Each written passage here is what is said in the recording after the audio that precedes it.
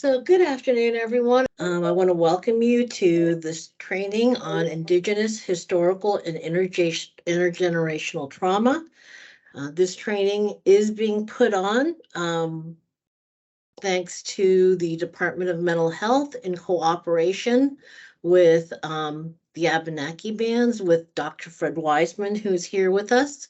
As you can see, the schedule for the afternoon is up.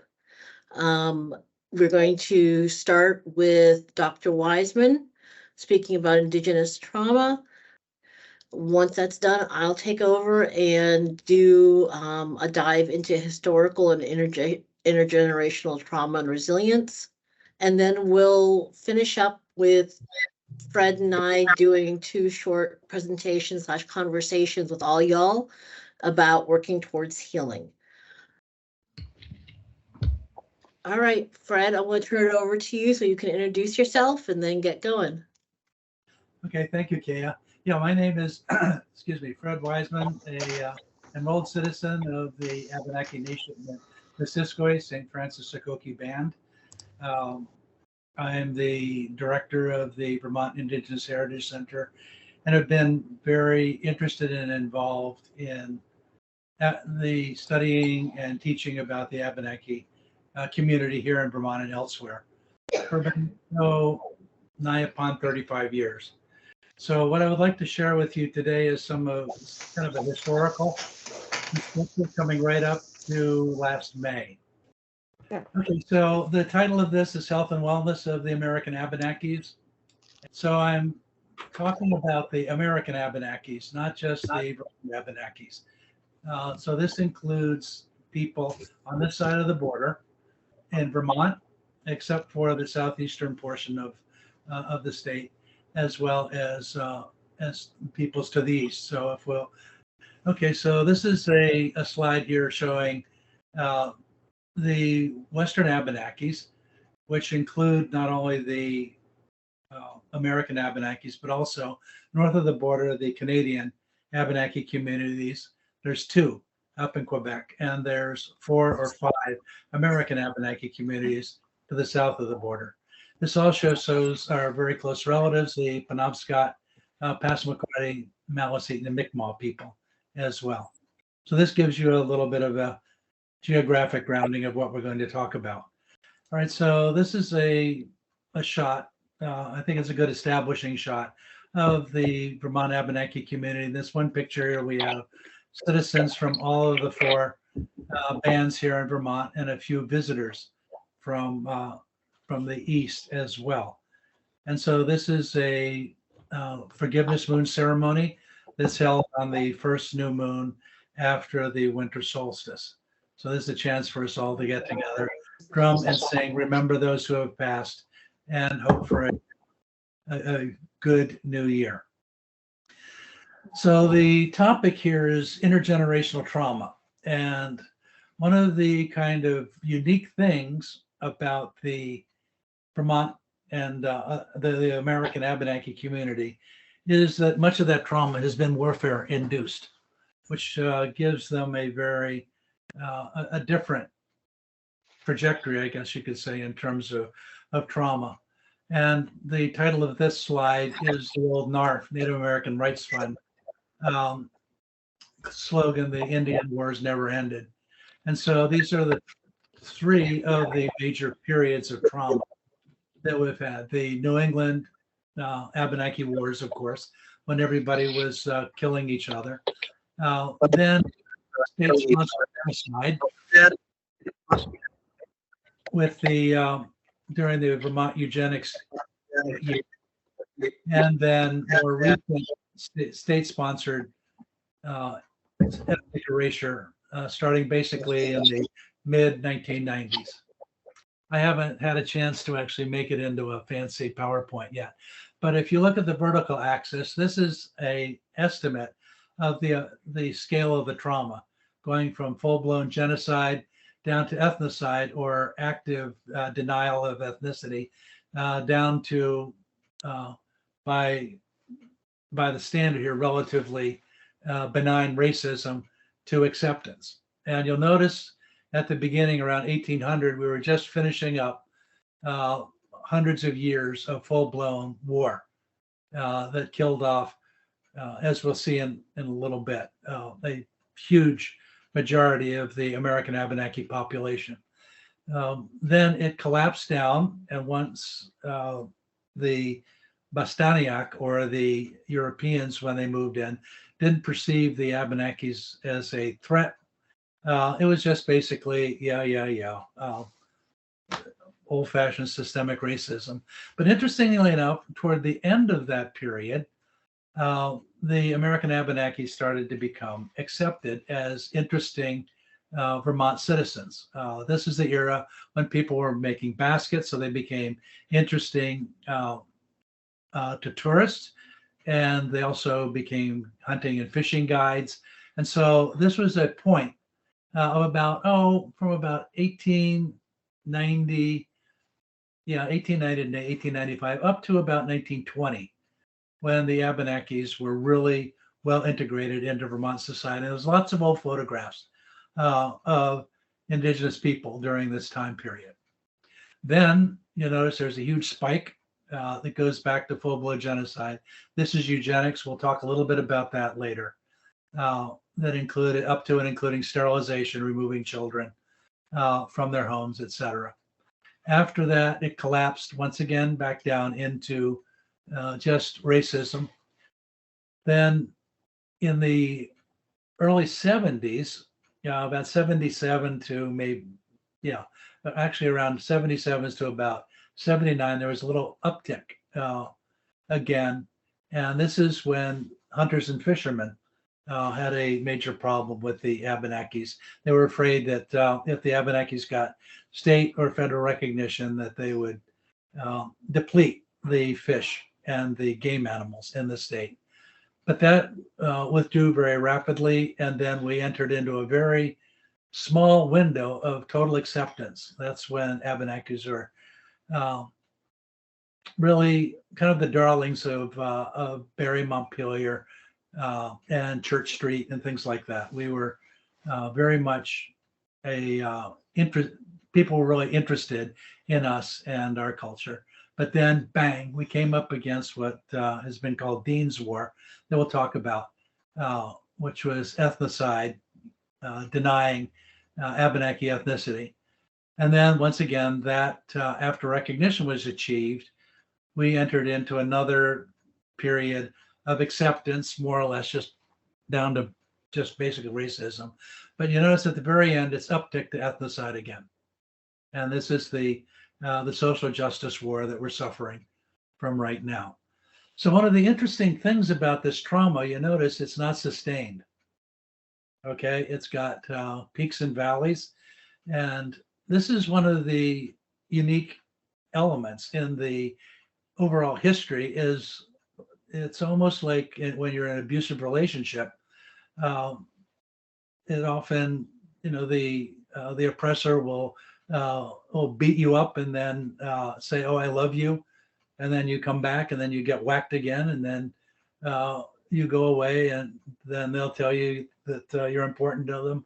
You come back and you get whacked, and so that vacillating or oscillating oppression or trauma, I think, has a lot to do with some of the health issues suffered by the Vermont indigenous community. All right, so we're just going to go into a history of the various forces and things like that that have disrupted the Vermont, New Hampshire, Western Maine indigenous community. And the first of these is the early contact period, before Europeans even arrived in this area, except along the coast. So the first started probably around 1634, 1635. This is when Jacques Cartier came and landed basically more or less where Quebec City is today, and stayed with the indigenous community there. And they brought smallpox, influenza, and all kinds of other virgin ground diseases. These are diseases that the local indigenous population did not have any immunity to at all. And so, of course, it spread like wildfire. One of the main vectors of this pandemic. And it was not just one, it was a pandemic of probably about 6 main diseases. Came right down the St. Lawrence uh, because that was the main avenue of trade. So everybody was moving up and down that. Then they got to where modern Sorel is, and then came down the Richelieu River, which was also a main trade route. And that's how it got into Lake Champlain. And from there, the diseases spread in the hinterlands of Vermont and New Hampshire and Western Maine. And we'll take a look at some of the impacts. So what do virgin ground diseases do? What are the traumatic effects of that? Well, the first of which is it's been estimated that within 30 years of the arrival of these diseases, 90% of the population was wiped out. Okay, so that means there's only 1 in 10 persons. So the disease struck everybody from newborn infants right up to elders. And so the slaughter, I guess you could say, was random. And so it took everybody, which deprived the community of its past as well as its future. So number 2 are loss of cultural memory. Of course, if all the canoe makers die off, or almost all of them, there's not going to be any canoes made anymore, and you're not going to have the wisdom of the elders transmitting cultural heritage down from generation to generation. This apparently caused a huge loss of faith in religious institutions, especially the shamans and the priests, because that they were unable to be able to cure these. And it made these diseases came out of the blue. There was no sense in it. There was no organizational or cultural structure for people to be able to understand it. And so this came through like a meat grinder through the religious institutions. Also, it disrupted political alliances. And so this would include things like the beginnings of the Great Council Fire that was just getting going. There was alliance of the Abenakis and 14 other tribes in the region. This caused a huge disruption on that. And then, of course, during this period, people were fleeing their villages, going to other places.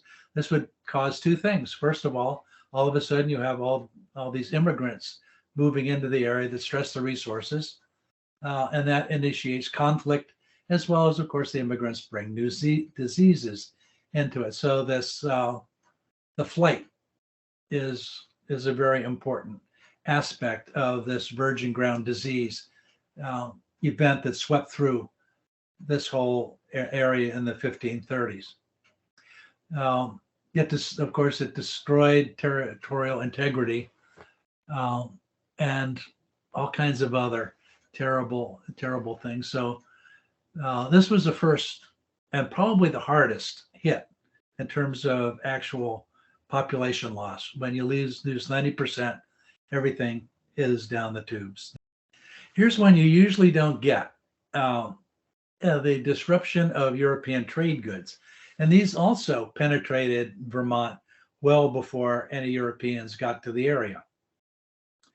And there were 3 places that they came from.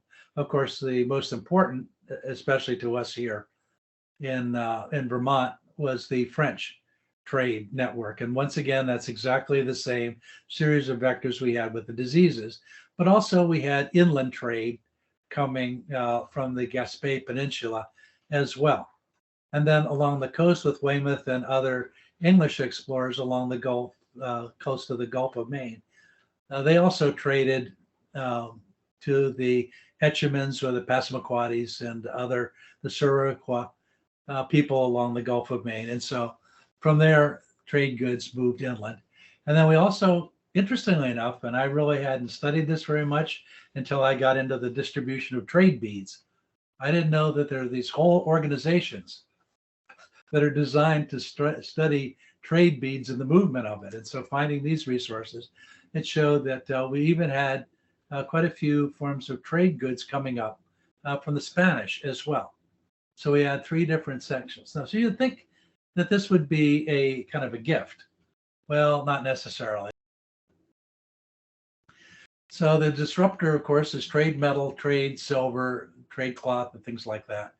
The background of the slide shows a selection of late 18th century trade silver. The traumatic effects for these, it wiped out traditional technologies, especially ceramics, flint knapping, and hide working. Ceramics were wiped out by copper vessels, flint knapping, of course, by metal spear points and knives, things like that, and hide working by the introduction of trade cloth. And with that loss of traditional technology, that destroyed a lot of cultural memory and specialists. Remember, at the same time that this was going on, we also had these diseases that was decimating people. Dramatic increase in effective engineering in certain fields. And what does this mean? Well, for example, if you want to chop down a tree with a flint axe, it's going to take you about 20 to 40 times as long as it takes with a steel axe. So in other words, you can cut down in the same amount of time 20 to 40 trees. So this has a lot of ecological and other types of impact. Disruption of cultural ecology by unearned surplus. So this led to a huge problem with the Northwest coast and led to the potlatch and a whole bunch of other interesting things that anthropologists love to study. But that also had a huge impact. So if you're able to use these tools and be able to harvest many more animals, cut down many more trees for firewood, all of a sudden that would create unearned surplus that people, just because they had tools, rather than have the authority, they would get all the goodies to be able to trade. So what would that do? So this would disrupt the ancestral trade relations by all these new players. And so this introduced a major threat to the social structure and the hierarchy in various villages, which is number 6. And as well, the destruction of religious foundations. Trade goods brought in the whole idea of new forms of magic and things like that that were completely inexplicable given the old paradigms. And so this, along with disease, really set the indigenous communities back hard on their heels. The Abenaki Wars, I could do a week of these lectures just on this, but I'll just condense it down into 2 elements. Expeditionary warfare. Okay, so expeditionary warfare, this means people, men usually, occasionally women, leaving the village to go out and whack somebody else. And so there were traumatic effects of that. While people were out hunting, you would lose people that, while people were out on the war trail, they wouldn't be able to hunt, they wouldn't be able to fish, they wouldn't be able to gather or anything like that. And so this was a big problem, that you'd lose a lot of your subsistence capability. Village maintenance, SFDU is just a acronym for single family dwelling unit construction, building wigwams and other outbuildings, civic constructions like longhouses, etc. So you lost the capability of building these and keeping them up. Decrease in fuel wood procurement. So if you didn't have the whole family there to get firewood, it really would cut down on your capability of staying warm in the winter. Of course, when everybody's away, it makes it hard to defend the village. When the guys are out on the war trail, of course, this destabilizes the family. It creates, single parent households, and a lot of Abenaki communities had very important relationships between let's say a child and his father's brother or his mother's brother. And so if they were out on the war trail, that would destabilize that stability and cause a terrible loss of male role models. And then battle trauma consequences, people coming back with broken arms, terror. So they would have to be healed. And so this would divert a huge amount of resources into medicinal practice and things like that. And then you'd have extensive mourning that took up, that people had to do mandatory mourning. And when they were in mourning, they weren't able to be productive. And unfortunately, I can't see what number 9 is. So you'll just have to read that because my screen has a bunch of icons over it. So that's what happens when you use your slide as your notes. Okay. Defensive warfare. So this is when somebody comes to whack you. So the disruptor is a direct attack on village infrastructure. That would include the buildings, the palisades, and other things. Okay, so you lose your infrastructure to fire. Fire arrows, of course, were the main weapon of war of this type. So you can see a little bit in the background, some people, and this is a theater degree etching of people shooting fire arrows into a village here. So you lose your village infrastructure. You lose your horticultural fields because one of the first things you want to do is burn everybody's fields out. Of course, death, obviously. Selective capture. If they can get in, the women and children will be taken away to be added to the opponent's village. Loss of the family's possessions, loss of stability. Women and children specific battle trauma consequences that are age and gender specific. Extensive mourning, once again, and terrible demographic consequences. Loss of population and skewing the population loss to people that would tend to not be killed or stolen. So this was a terrible trauma, and this lasted basically from 1620 to about the end of the Revolutionary War. So a nasty, nasty period. Then we come to what I call a casual ethnocide. In other words, there wasn't any direct targeted or systemic attempt at destroying the Abenakis. It was just down to, they're people here, but they aren't Indian, and they're just set them aside. So that's why I call it casual. And so we're looking now at starting more or less about 1800, when the British American settlement really starts picking up, coming up the Connecticut River and up the Lake Champlain Basin area, and then moving into the hinterlands up the Winooski or Black and White rivers or the Lamoille. And the main disruptor here is, of course, displacing the Abenakis, these small populations that were left after all of this genocide by disease as well as by war. And so now people were driven out of their villages. For example, Missisquoi, Coos, and an area near Brattleboro, the West River settlements. People were driven out of there. They were driven out of their agricultural environments. And so you've heard these terms, Deerfield, Springfield, this, that, or the other field. That's because those were abandoned fields when the Euro-Americans moved into the area that they thought by the grace of God that was their fields to be able to take. Well, it wasn't.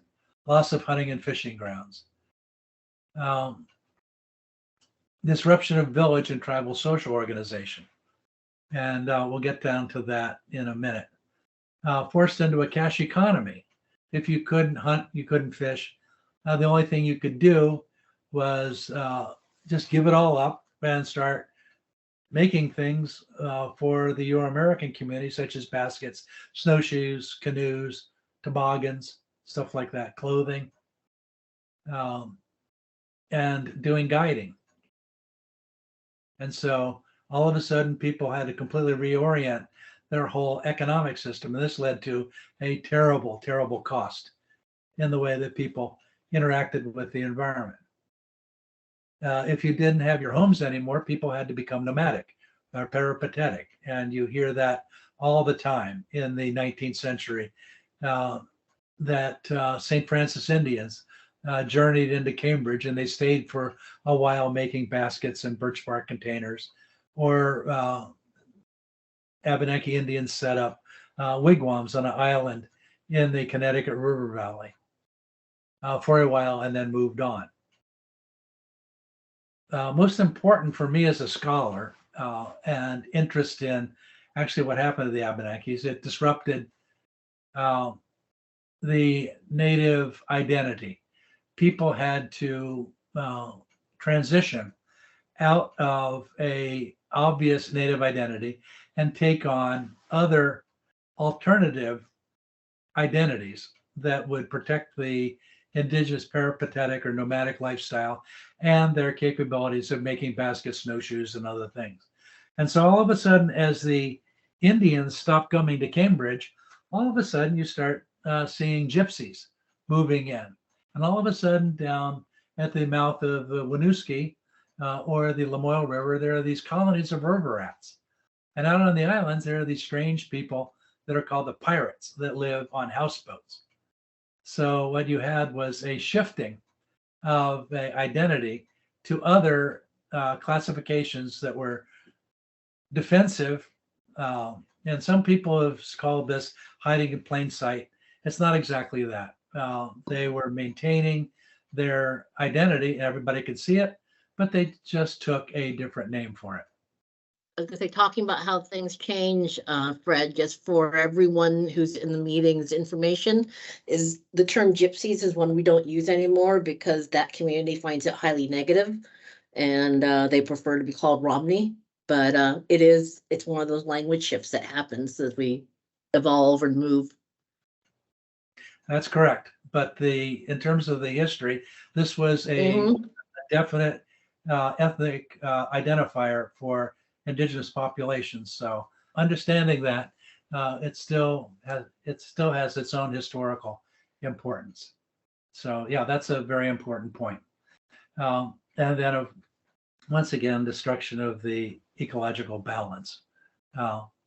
Now we're coming up into the far edges of living memory, back in the early teens and 20s.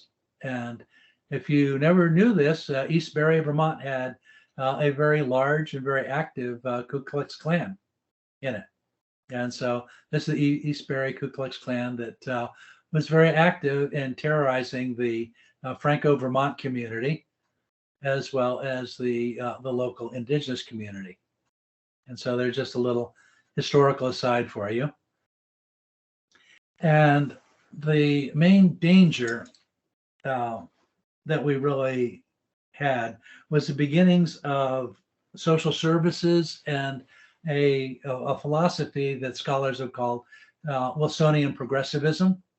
And one of the ideas of that you can see in that brochure over there on the left is improving the social structure of Vermont by legislation, and that is a result of study. And it's really interesting that even though that dates to the 1920s, you'll notice a nice little whirling log symbol right below the state of Vermont there. That was always associated with that kind of progressive symbology, that the idea that any problem can be handled through law. And of course, the gentleman on the right there is good old Henry Perkins, looking very stern. And he took these ideas that we'll get into in a little bit more detail and brought them to the Franco-Vermont, Abenaki, and other communities. Part of the history of this time was the use of the swastika. I do understand that seeing it can cause real distress for people. The swastika was actually taken from the Hindu religion, where it is a positive symbol and corrupted. So for me, every time I see it as a practicing Hindu, it's almost insulting to know that someone took and culturally appropriated a symbol positively associated with my religion into something negative and something harmful for other people. Yeah, this whole lecture is disturbing. It is, you're right. But the symbol I call the whirling logs, which is a very important Dene, Navajo, world uniting symbol as well. So it's really interesting that that symbol was used in a very benign way all throughout the world. But this is a fascinating display here. And I don't know whether you can really read it. Don't worry too much about the top. The top just talks about how your money is going to support people that we really don't want to support anymore. But if you notice on the left, every 16 seconds, a person is born in the United States. And then on the right, every 7.5 minutes, a high grade person is born. So it's obvious that there's some standard that's being used here to determine who a high standard person is. And the goal of this is to really try to encourage more high grade persons to be born and discourage all of the rest of the lower grade, I guess you could say, persons from being born. And if you look in the center here, it's Fitter Families Contest. And so there's Uncle Sam. He's pointing. And so that's really weird. But at one time, one of the outputs of this whole idea were contests and trying to figure out exactly what the appropriate looking and behaving families were. And this actually got going, and there were even baby contests, the prettiest babies and stuff at county fairs and things. And a certain legacy of that are in the various types of beauty contests.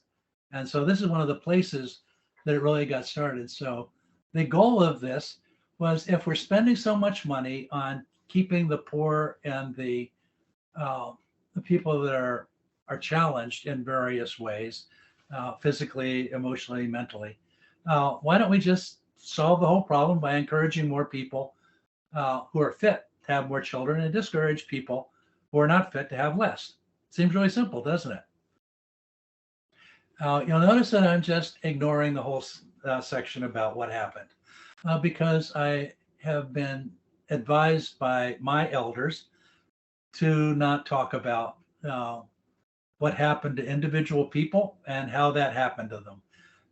There's some good sources if you're interested in looking at it from a Euro-American viewpoint to what happened. I would suggest Nancy Gallagher, Breeding Better Vermonters. The Vermont Historical Society right now is editing a new book on eugenics for publication.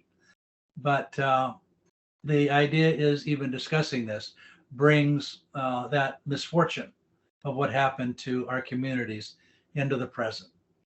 So in terms of trigger, there is a major one. And so I'm avoiding that. So we're moving right on to the quiet years. Okay. This is between 1940 and 1970.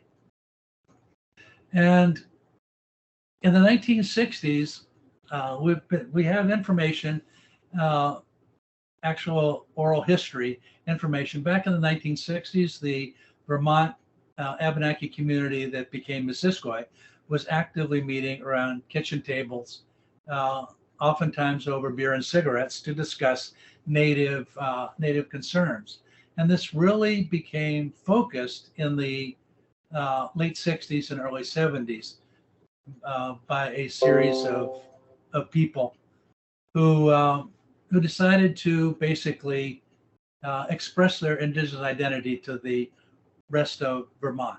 And that became the Abenaki Renaissance. And as soon as that happened, this drew a huge amount of interest by European or Euro-American scholars, as they started studying the community. And they said, wow, these people are really interesting and they're real. And so in the picture here, this is Thomas Salmon seated giving a recognition petition, a recognition acknowledgement proclamation to Homer St. Francis, the gentleman in the center. One of the most important people that helping this at this time period was a gentleman just to the back of Homer, looking on with the sunglasses, very 1970s tinted sunglasses. That's Julius Cans, if any of you remember Julius, the senator, very famous gentleman. So that's it. So the Abenakis are out now, and so let the fun begin. So immediately, hunters and fishermen became very upset with the recognition executive order that was given, because they were worried that the Abenakis, if they had free and unfettered access to hunting and fishing, they would deplete the fish population, as well as all the deer, squirrels, and everything else. And so there was a huge push. And the next governor, Governor Snelling, Republican, revoked that recognition executive order. Okay. But nevertheless, the recognition was very important because it allowed that many federal programs that were initiated under state recognition, they were already grandfathered, and they were able to remain. And so that time period was very, very important, even though it only lasted for a short period between Thanksgiving and end of January. It was nevertheless a very important period that gave us a lot of the programs that we use today. And then, of course, many of you who are here in the 90s remember casinos and land claims. Casinos and land claims. If the Abenakis got recognition, they would take over everybody's land, disrupt the jurisdiction. And this was a terrible, terrible, terrible time to be Abenaki. I'm just going to read the top one, and then we'll move on. The petition of the state is that in the late 1700s, the Abenakis ceased functioning as a tribe. And although they've regrouped, they don't meet the legal test. In other words, the Vermont Abenakis were genealogical, political, and cultural frauds. And that was the position of the state. And that was also, you can see at the bottom, that was the position of the Burlington Free Press and many other state newspapers and all forms of media. It was a terrible time to be Abenaki, because at this point, everybody questioned, were you real? Talk about a form of trauma. And this sums it all up. We got Indian Country Today, a national paper. In 2004, we got Above the Fold on page 1 that declared that what Vermont was doing was actually past ethnocide, genocide. I don't think it was quite up to eugenic standards, but it was certainly ethnocide. This was very, very damaging. We'll get to that, what that did in just a minute. But we persevered, and we were able to get state recognition. So there we are with Governor Douglas in 2010 signing the recognition bill that was able to allow the tribes to be recognized. And after that period was that quiet period, another quiet period, when we're doing okay. So here's just a shot of all 4 of the chiefs kind of grinning strangely at me when I was trying to get a picture of everybody together. That was back, I think, in 2013. And then this was disrupted in 2018, starting by a gentleman named Darryl LaRue, who basically reiterated the Vermont position, the Vermont state position, that the Abenakis were cultural, political, and genealogical fakes, but also threw in a social justice narrative that basically that the Abenakis were basically white supremacists co-opting a native identity to be able to rip off money and prestige from the real indigenous communities in the area. And so in its own way, this was actually worse than that which Howard Dean said, because it wasn't couched in social justice rhetoric. And this is a quote here that talks about intergenerational trauma, which leads to all kinds of unresolved forms of grief and other things we're going to talk about. So this is a recognized trauma that yields recognized dysfunctional symptoms. What I've done for the last year is I've done a case study of a trauma that occurred in late March and in April against the Abenaki community. It's constant pressure, trauma, oppression, and the immediate trauma response to try to actually figure out how this whole system works. Okay, this came to an individual who was on Facebook, who is an acknowledged Abenaki elder and artist, and this was an attack. And it's just, I hardly even want to read it because it's just so horrible. You're a white person who's fetishized indignity, and that's indigeneity, so deeply that you can't see the forest for the trees, blah, blah. You think you're uneducated, opinion, blah, blah. Any indigenous person worthy of the actual title, blah, blah. I'm embarrassed for you, play acting. If you actually respect real Native people, then you'll listen instead of vomiting colonial rhetoric. So this was a unsolicited attack. This is a attack which is called a variation of proximity to whiteness racism. And this happened in the middle of March. The problem, of course, when this is on Facebook, what happens? It goes everywhere. So every personal attack is shared via social media. So all of a sudden, everybody knows about it. I heard of this event exactly 3.5 hours after it hit. And I don't even do social media. And that's how fast it got around. Okay. So this stuff just spreads like wildfire and is exceedingly damaging. So this is the individual form of this spreads out. Okay. So this is the results of this immediate ethnocide response to an individual. And you can see here what I felt being attacked is a real punch in the gut. I feel terrible when I wake up and when I go to bed, mortified, read through the comments, attacked in horror. I don't know what to do. What can I tell my family? Question my identity. So I have been interviewing people after this immediately happens, and then a few weeks after, and then a month after, and then months after to actually see how this thing goes on. And this is collective trauma. In other words, not to an individual person, but this is one to all American Abenakis. Everything these groups, the American Abenakis, claim to be and know about Abenaki history stolen from Odanak. And this was at a symposium that was sponsored by the University of Vermont that gives an imprimatur of UVM on it. So this was absolutely horrible.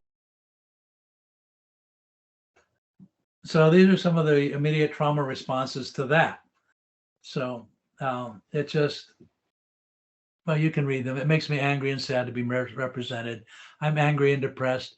Now misguided people feel it's okay to continue the historical trauma. So this person here was very aware of how that fit. I like the fourth one down, up yours, Odanak.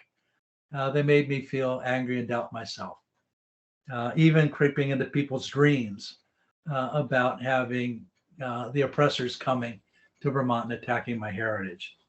And so this is the immediate trauma response, and I have about 30 of these, as well as 30 of the individual trauma responses that we're studying right now. And so this leads to an absolute terrible thing. And so we're studying it right now. So number one, the Abenakis have suffered 488 years of settler trauma of various types. The assault on territory, culture, and identity has been incessant and unrelenting for the long period, with these, short blocks of time when we have merely been the objects of racism. Number three, the prejudice is not racism, it's ethnocide. In other words, the denial, the politically motivated denial of ethnicity for economic and political and jurisdictional purposes. Since the turn of the 20th century, the assault has been political, from eugenics to the veil of social justice. The application of recent trauma are not localized, but spread through the community very quickly by social media. And so this makes it all the worse, is that nobody is immune. For example, I probably get in a given week, maybe 30 or 40, bits of gossip or, oh my God, something is going on here. The latest was set off a firestorm was the withdrawal of a letter of support of the Abenakis by the UVM student senate. So that swept through. That was just yesterday and today. Texts, emails, phone calls. What are we going to do? What are we going to do? So this is very, very current stuff. Okay. We had to get this history out. Thank you. I was wondering if what you thought of this. There was a transfer from the native original value system to a more monetary system, and it sort of paralleled what we see in general as a way of commodifying nature. And it seems as though now we're even commodifying human beings with all the alienation and the outcomes mentally and physically from that.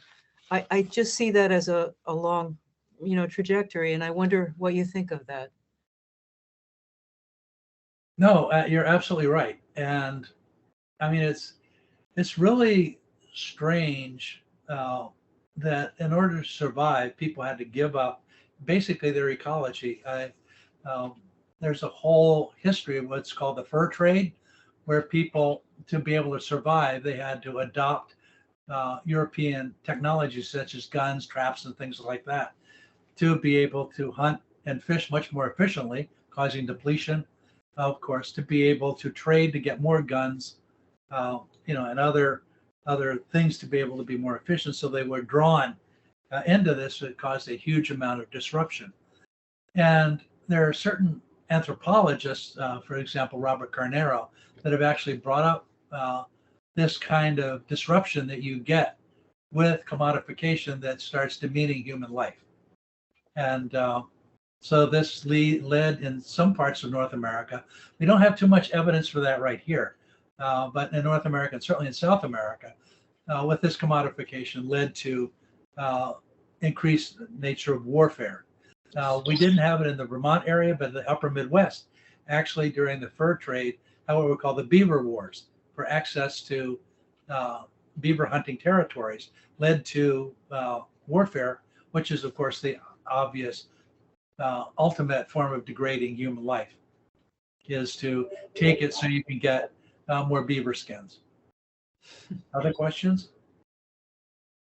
Yeah, I just wanted to, ask about other ways of learn. So, when there was a 90% loss after the multitude of foreign diseases that came here, and there was that silence of losing all leadership and everything.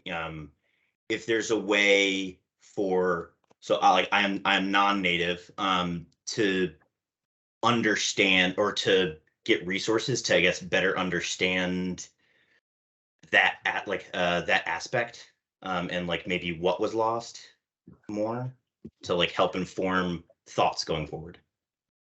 That made Okay. sense. Yeah. I would suggest Googling virgin ground disease. Okay. Virgin ground disease. And there's a huge literature out there on this throughout the world. And if you want, there's not much that's been written about it for Vermont, Maine, New Hampshire. But certainly virgin ground disease effects in the upper Great Lakes. There are several publications or parts of books dealing with it. So that would be what I would do, is start with a search, virgin ground disease. Okay, so what I'm going to say is I want to take a minute or two here. So as Fred said, listening to all of this, almost like speed hearing the trauma is really challenging. And it should be. I mean, it's trauma. So understand that you need to care for yourself while you are watching and listening to this. So if there's something that is challenging you, please get up. You know, if you need to walk away, that's what you need to do. My section that's coming up next is going to be talking more about, I guess, the science of historical and generational trauma. So it'll give us the what happens because of these types of experiences. So I am going to go ahead and tell you all that take a break, stretch. My name is Kaya Ganguly. I can no longer see anybody. So I apologize for that. If I seem like I am not looking at you, I am functioning with two screens. So it's not that I'm not talking directly at you, but that I'm trying to look at the information. I am the Director of Trauma Prevention and Resilience Development for the state of Vermont. And what that really means is that my job is to educate people about trauma and resilience and help increase resilience in the state. So in this slideshow, we're going to be talking about intergenerational trauma. We're also going to be talking about how we understand trauma and ways to think about it, as well as looking at some resilience development pieces. All right. So intergenerational trauma or historical trauma. I think the thing I want people to frame this is that great teachers or people who are great learners understand that where we come from affects where we go, and that what sits unresolved in our past influences our present. So it's really important to understand these concepts in order to function better. This comes from Mark Wolian, and he wrote a wonderful book called It Didn't Start With You.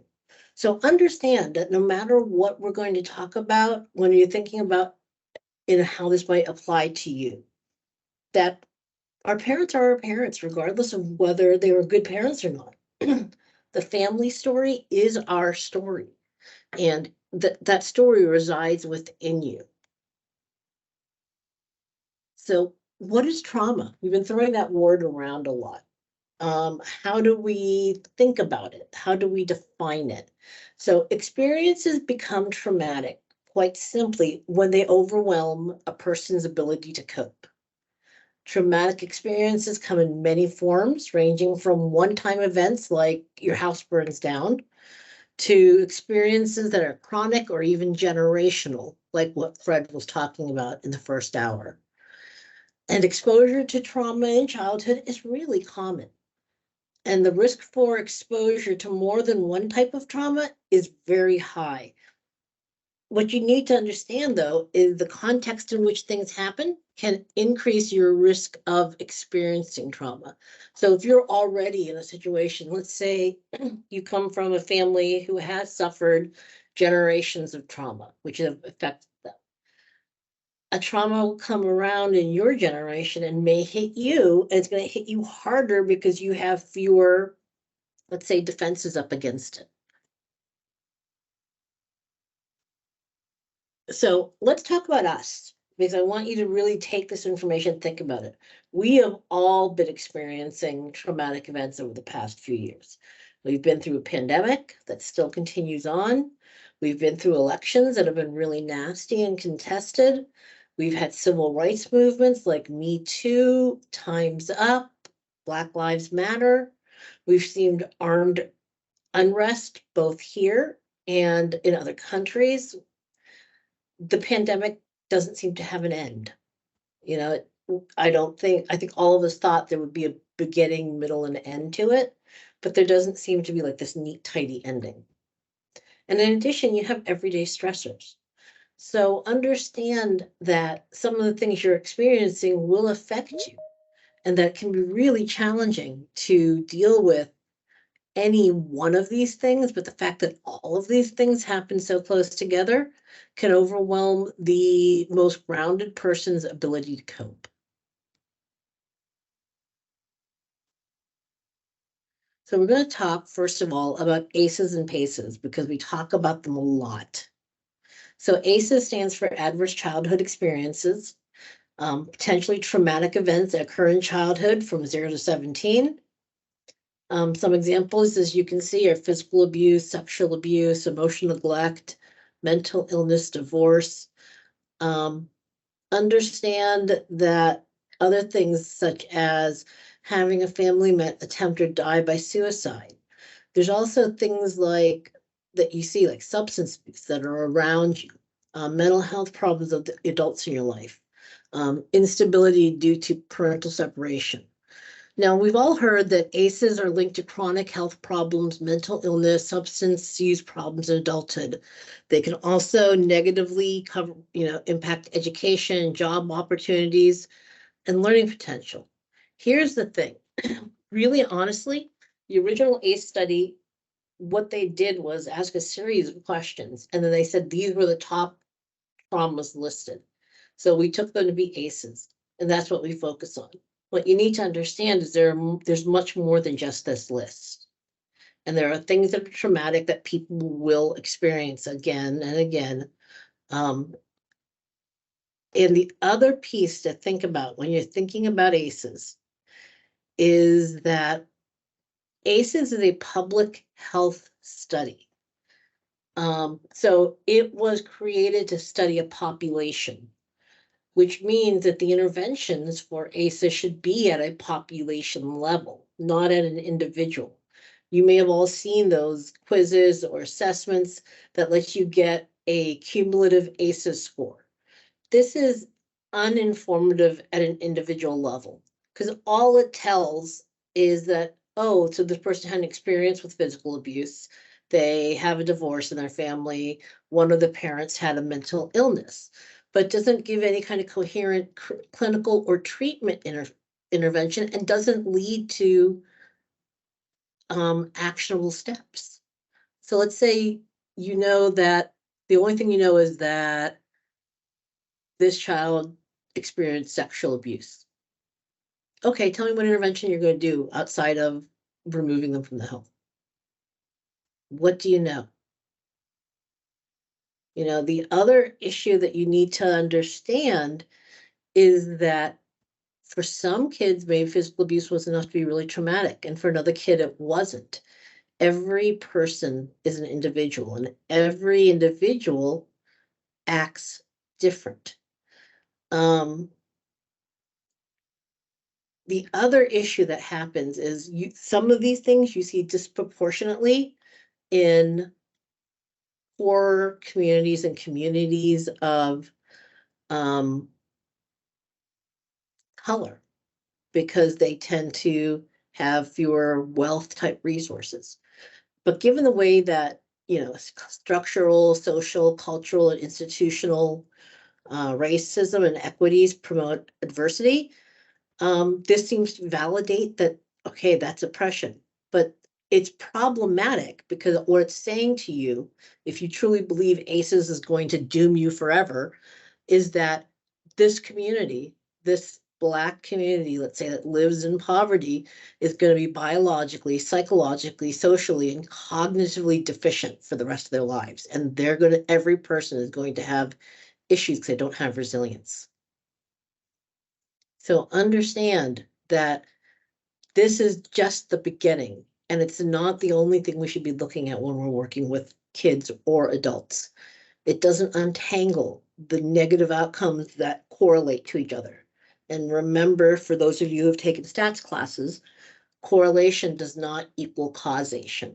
So just because they have, again, all of these factors that may be going against them, that doesn't mean they are. You need to get to know each person, and the interventions that we need to look at, as you can tell by the problems that I've been talking about, need to be societal. We need to be upstream and doing prevention work rather than working on an individual child and trying to count their ACEs. So, like I said, here's the issues. They're limited, they're equally weighted. So watching your barn burn down is just as traumatic as watching your parent die, according to this, because there's no difference. there are certain communities that are overrepresented in this study. So we're getting more information about one type of community than another. So it's not going to help you be able to apply it appropriately. It doesn't recognize all adversities, as I said before. It's only a few that made the top of the list, and that's not the only other thing. It also just, all it does is point out negative trajectories. It doesn't offer you solutions. And often talking about this to someone who sits there and starts thinking about their own trauma re-traumatizes people. So be very cautious with how you're using the ACEs score and how you use that to think. We can talk about PACEs, though again, I have some issues with even PACEs. And these are protective factors, protection against adversity. So parent or caregiver unconditional love. Doesn't just have to be a parent. It can be a grandparent. It could be a family friend. It's someone who's an adult that provides some kind of care that you know you can go to for anything. Spending time with a best friend, or for some people, a cousin or a family member, because their friends are within their family. Volunteering or helping other people. Having a social group and being active. Having a mentor outside of your family, which we talked about. Living in a clean, safe home with enough food. Now, understand that when I say this, I am not saying clean to your standards.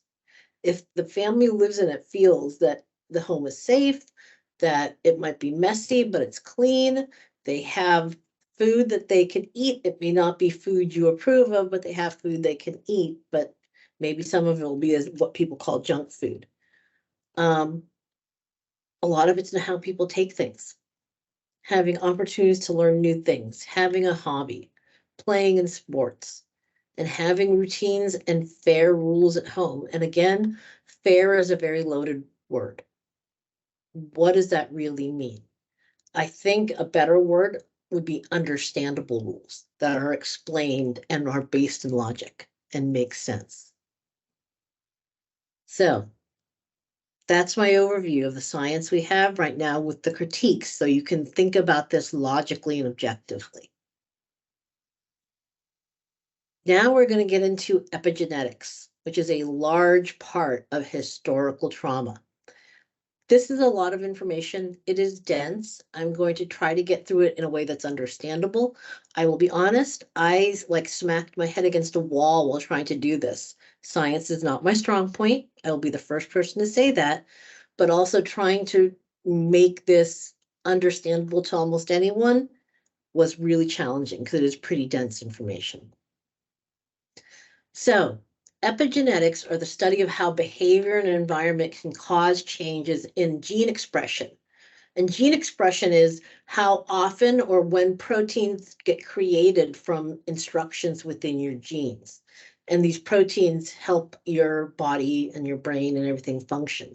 And when you create proteins that get dense, they can turn genes on or off. The thing to remember is these changes are reversible. But the on-off switch can get passed down to someone with the being on or off, which might be opposite of what's supposed to be. It does not change your basic DNA. It changes how your DNA talks, for lack of a better word. And it changes how the body reads the DNA. So imagine for the body, the DNA is a book.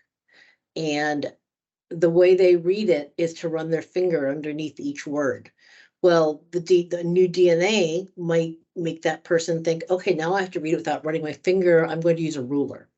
So it's reading the DNA sequence differently than it would if a gene was turned on or off. So how does epigenetics work? There are three things. I'm going to go over these slowly. So the first thing is DNA methylation. This works by the body adding a chemical group to DNA, and it's put or hung onto specific places on the DNA where it acts as a barrier or a fence, and it blocks protein that might normally attach to that DNA to read it. And what happens is this chemical group can be removed through a process called demethylation. Typically, this turns genes off. Methylation turns genes off, and demethylation turns genes on. So what it's really typically doing is making the gene act the opposite way. Then there's what we call histone modifications. Histone modifications, DNA wraps around proteins called histones.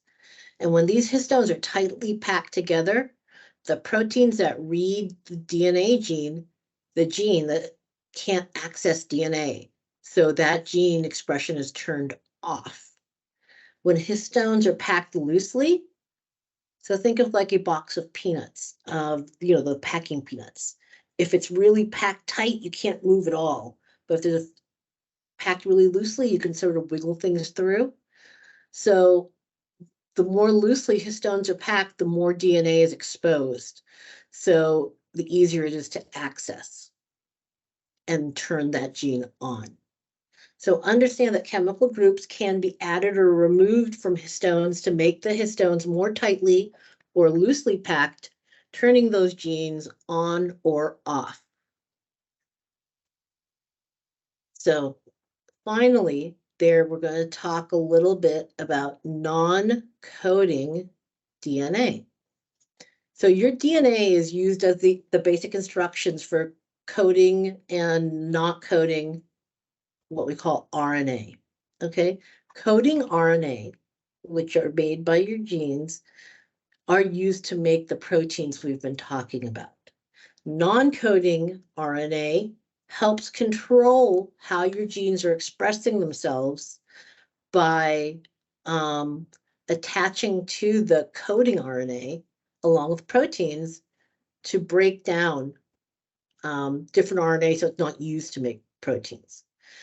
It can also, the non-coding RNA can recruit proteins to modify histones. So what the non-coding RNA really does is it really helps the proteins do their jobs. It creates them and helps them do their jobs. And it can recruit, like you're recruiting players for a team, proteins to modify histones. So basically what we're talking about is there are 3 different processes that actually make epigenetics work. And what it does not modify your DNA at the base level. It modifies how your body reads that DNA. So how do epigenetics affect change? So first, they can affect development. These changes can begin before you're born because all of your cells have the same genes, but they look and act differently. And as you grow and develop, epigenetics helps determine which function a cell will have, like whether it'll become a heart cell or a nerve cell or a skin cell. Your muscle cells and your nerve cells have the exact same DNA, but they work differently. A nerve cell, transports information to your other cells. A muscle cell has a structure that helps your body move. Epigenetics, like I've been talking about, allows the muscle cells to turn on genes to make proteins important for its job and turn off genes that are important for a nerve cell's job. But let's say suddenly something happened and that muscle cell turned on all the nerve cells' job. Think about this. One of its jobs is to convey pain information. So suddenly you go from having a few nerves in one muscle to having a bunch of nerves. And when you're in pain, it's uncontrollable because everything is turned on instead of the elected few. So that's how it affects development. If you want to think about age, your epigenetics will change throughout your lifetime. What you have at birth is not the same as what you have in childhood or during adulthood. So if you look at the DNA methylation we were talking about, someone did a study where they measured it in a newborn, a 26-year-old, and a 103-year-old. And what they found was the level of methylation in your body decreases as you get older. And so it's changing how the genes are expressing themselves. Finally, not all epigenetic changes are permanent. A lot of these changes can be added or removed in the responses in behavior or environment. An example would be smokers versus non-smokers versus former smokers. Smoking can make epigenetic changes. At certain points of a specific gene, the AHRR, smokers have less DNA methylation than non-smokers. And the heavier smoker you are, the more difference there is. However, after you quit smoking, you start getting methylation back. And eventually they match or reach levels similar to those of non-smokers. In a lot of cases, this can happen in under a year. So you can see where that maybe there was damage done, but then they were able to, they quit smoking and the body started reversing. So epigenetics in health. Here's something to think about. Germs can change your epigenetics to weaken your immune system because that helps the germ survive. So infections can actually change how your genes are expressing themselves, and whether you're exposed to certain genes or viruses can determine how you are going to have epigenetic changes happen because of infections. For example, when you think of people who live below the poverty line, very often you have a lot of overcrowding, people living together in a small space, not being able to get as far away from each other as people who live above the poverty line. So you're creating the perfect condition for a virus like COVID to spread from one person to another person very quickly and easily because of the actual physical crowding. And they become more, and they're also more likely to get infections. So you've got this combination of things that can happen. Cancers. Certain mutations make you more likely to develop cancer. For example, having a mutation in the BRCA gene that prevents it from working makes you more likely to develop breast cancer. But let's say you're somewhere that you have decreased your methylation levels and you develop a cancer because of it. So a smoker can develop cancer because of that. So it can make you more susceptible to a specific type of cancer. Now, epigenetics alone can't diagnose a cancer. It's only one of the factors, but it is something that's interesting to think about. Another example of abnormal methylation falls in colorectal cancer, which there's a lot of research right now trying to look at that to see. Nutrition during pregnancy. Whether you eat what we call healthy food, that can change baby's epigenetics. And some of those changes can stay for decades and might make a child more likely to get certain diseases. What does this mean? So there's an example. There was a winter famine over in Amsterdam in the area of 1944-45, so World War II era. People whose mothers were pregnant with them during the famine winter were more likely to get certain diseases like heart disease. And what they found was the methylation level was different. And what they found too is if you looked at siblings that were born after the famine and never exposed, they had different levels of methylation and different gene expressions. So you can see that epigenetics can do a lot to change what is going on in your body. But it's one of those things that can be turned on, can be turned off, can be caused by a mutation.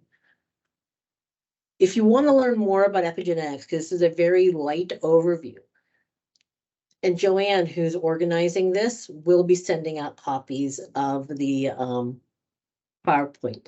But these are all live links. So there's a Genetic Science Learning Center at the University of Utah that's online, the National Human Genomic Research Institute, and the National Institute of Environmental Health Sciences.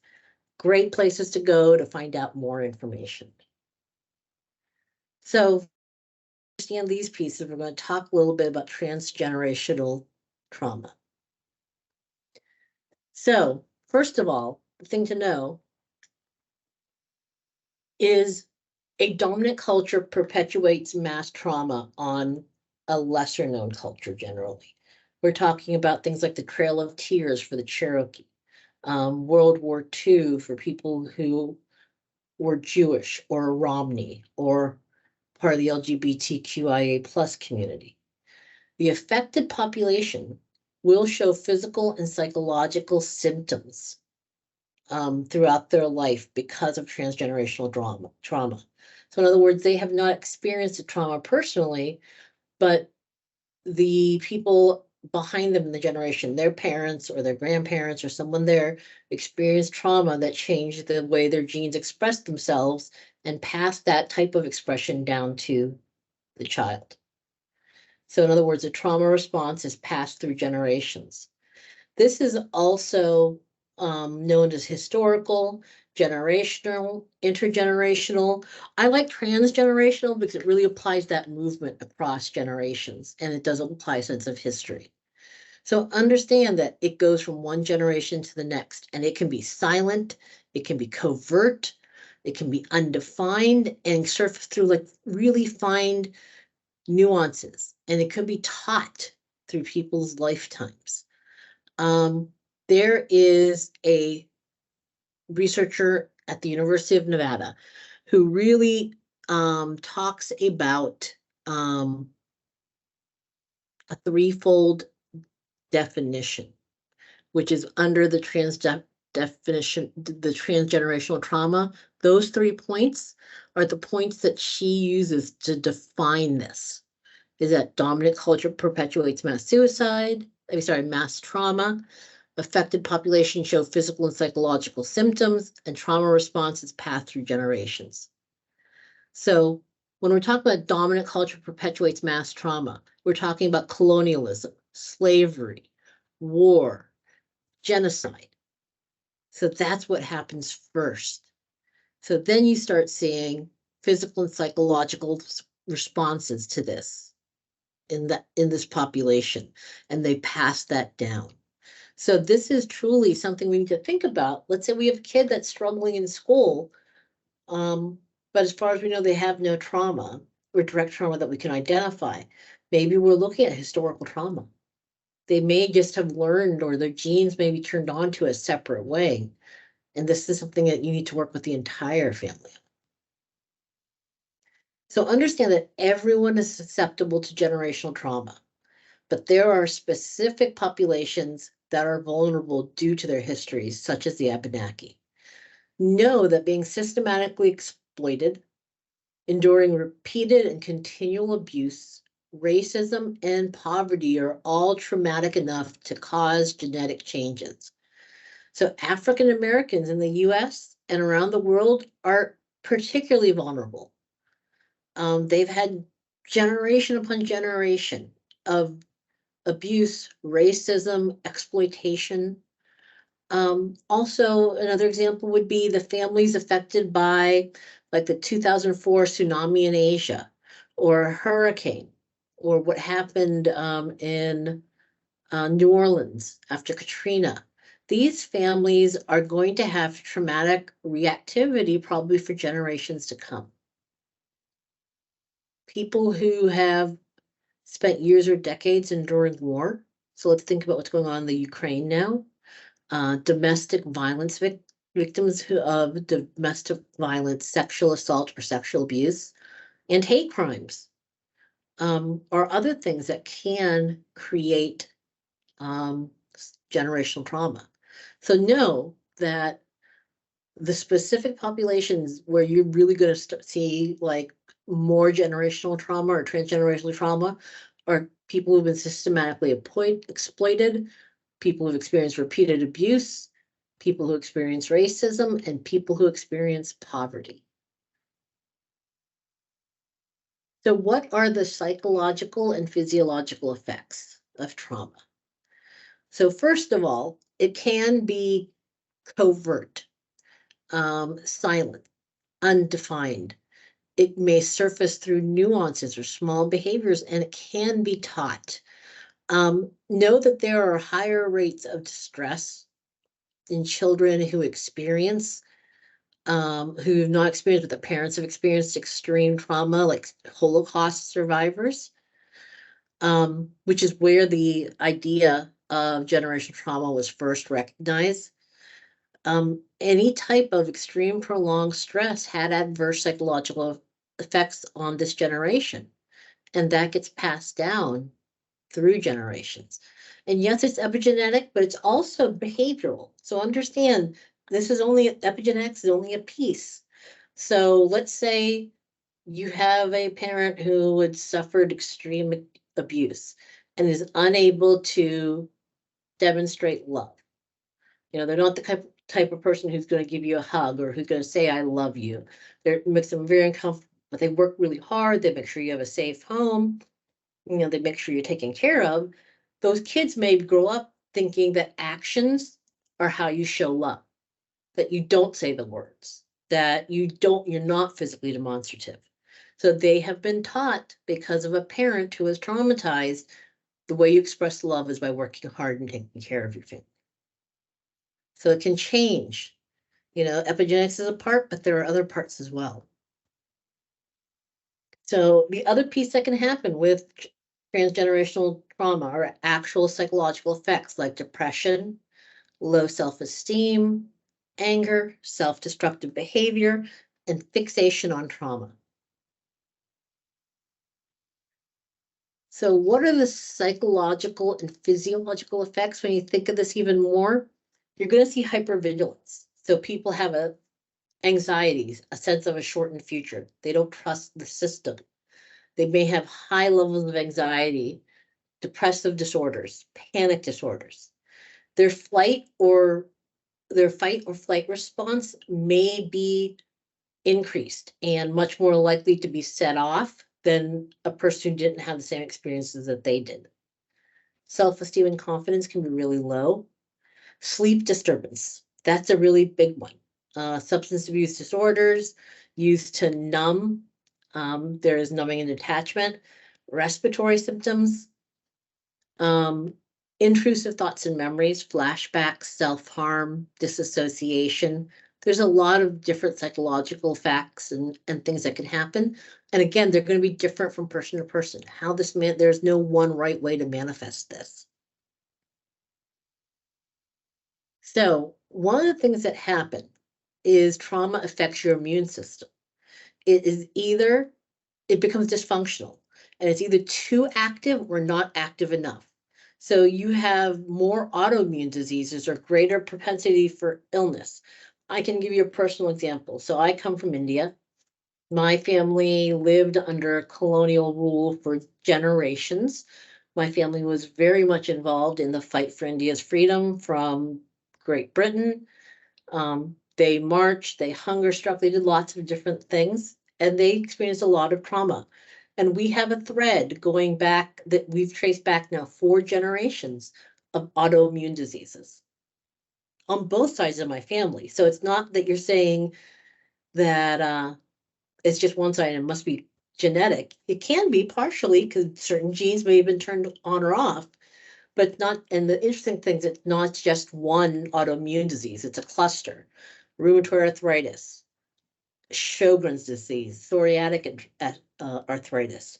There's a whole laundry list that run through my family. So the other thing is trauma influences microglia. That is the brain's immune system. And it makes up 10% of the cells in your central nervous system. And what they do is they respond to noxious stimuli, so things that aren't right, by releasing mediators, and they do a response. They attack, just like your white blood cells attack, germs and bacteria and viruses. This is the same thing, but for your brain. And what can happen is when this becomes active or too active, suddenly these microglia are actually attacking your nerve cells and eating cells that are good. It's supposed to be super active and constantly getting rid of damage and enhancing growth. But when they go sort of haywire, they can actually cause genetic changes that can get passed down from generation to generation. This is a really great video, and one of the few I found about Indigenous What matters people. in life is not what happens to you, but what you remember and how you remember it. My dad said when they were growing up, they said, we used to play cowboys and Indians. And he started telling me this story. And we used to fight over, nobody wanted to be the Indian. And he said, I didn't think about that. We'd all play, and I'd always suck it up, and I'd be the Indian. But how ironic is it for a bunch of Indian children to be playing cowboys and Indians, and nobody wants to be the Indian? The introduction of a destruction of culture and loss of what is good. And I asked my dad, well, why didn't anybody want to be the Indian? And I thought I knew the answer. He said, because everybody knows the Indian dies. And that already in his generation, as strong as he was, he received a message as a young child. I received the same message, that it was not good to be Indian.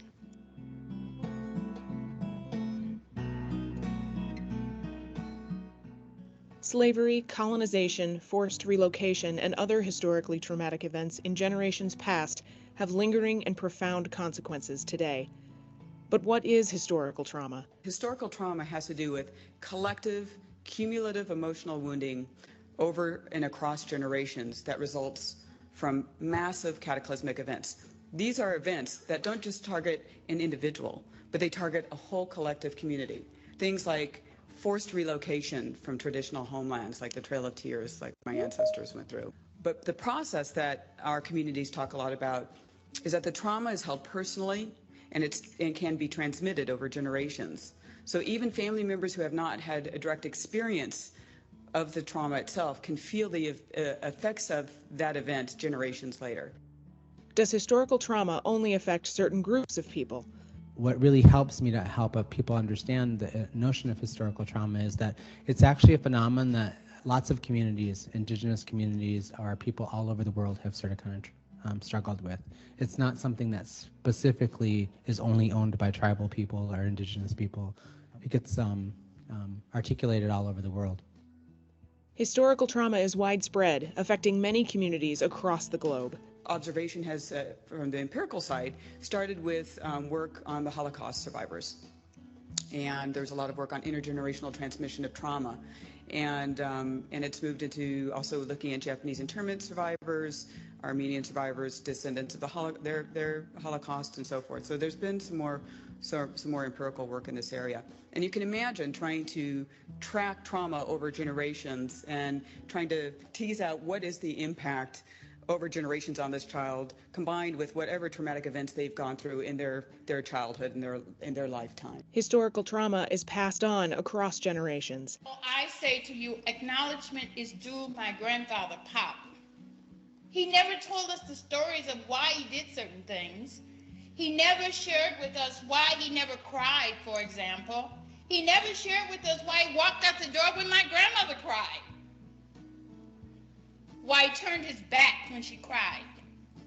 Of course we thought he turned his back because he didn't care, of course.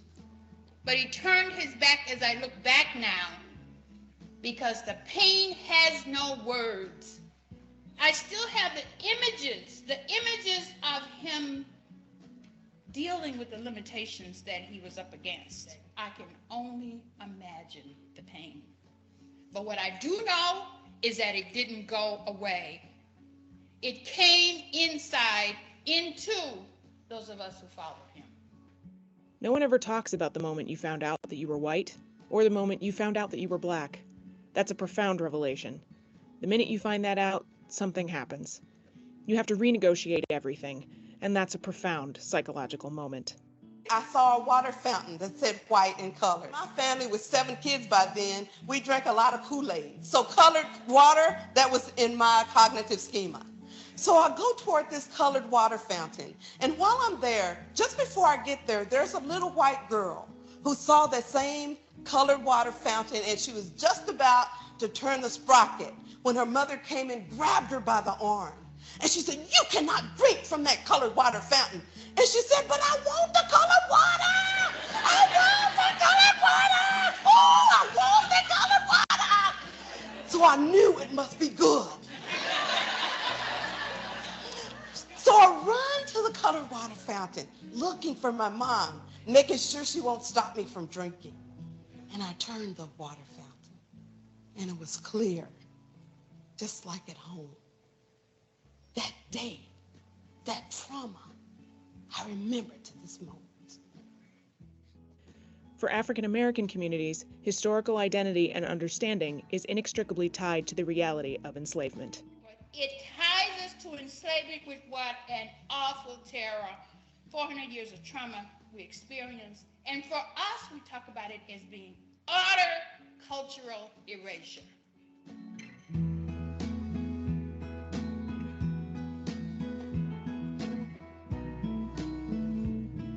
I think that does a really nice job of explaining.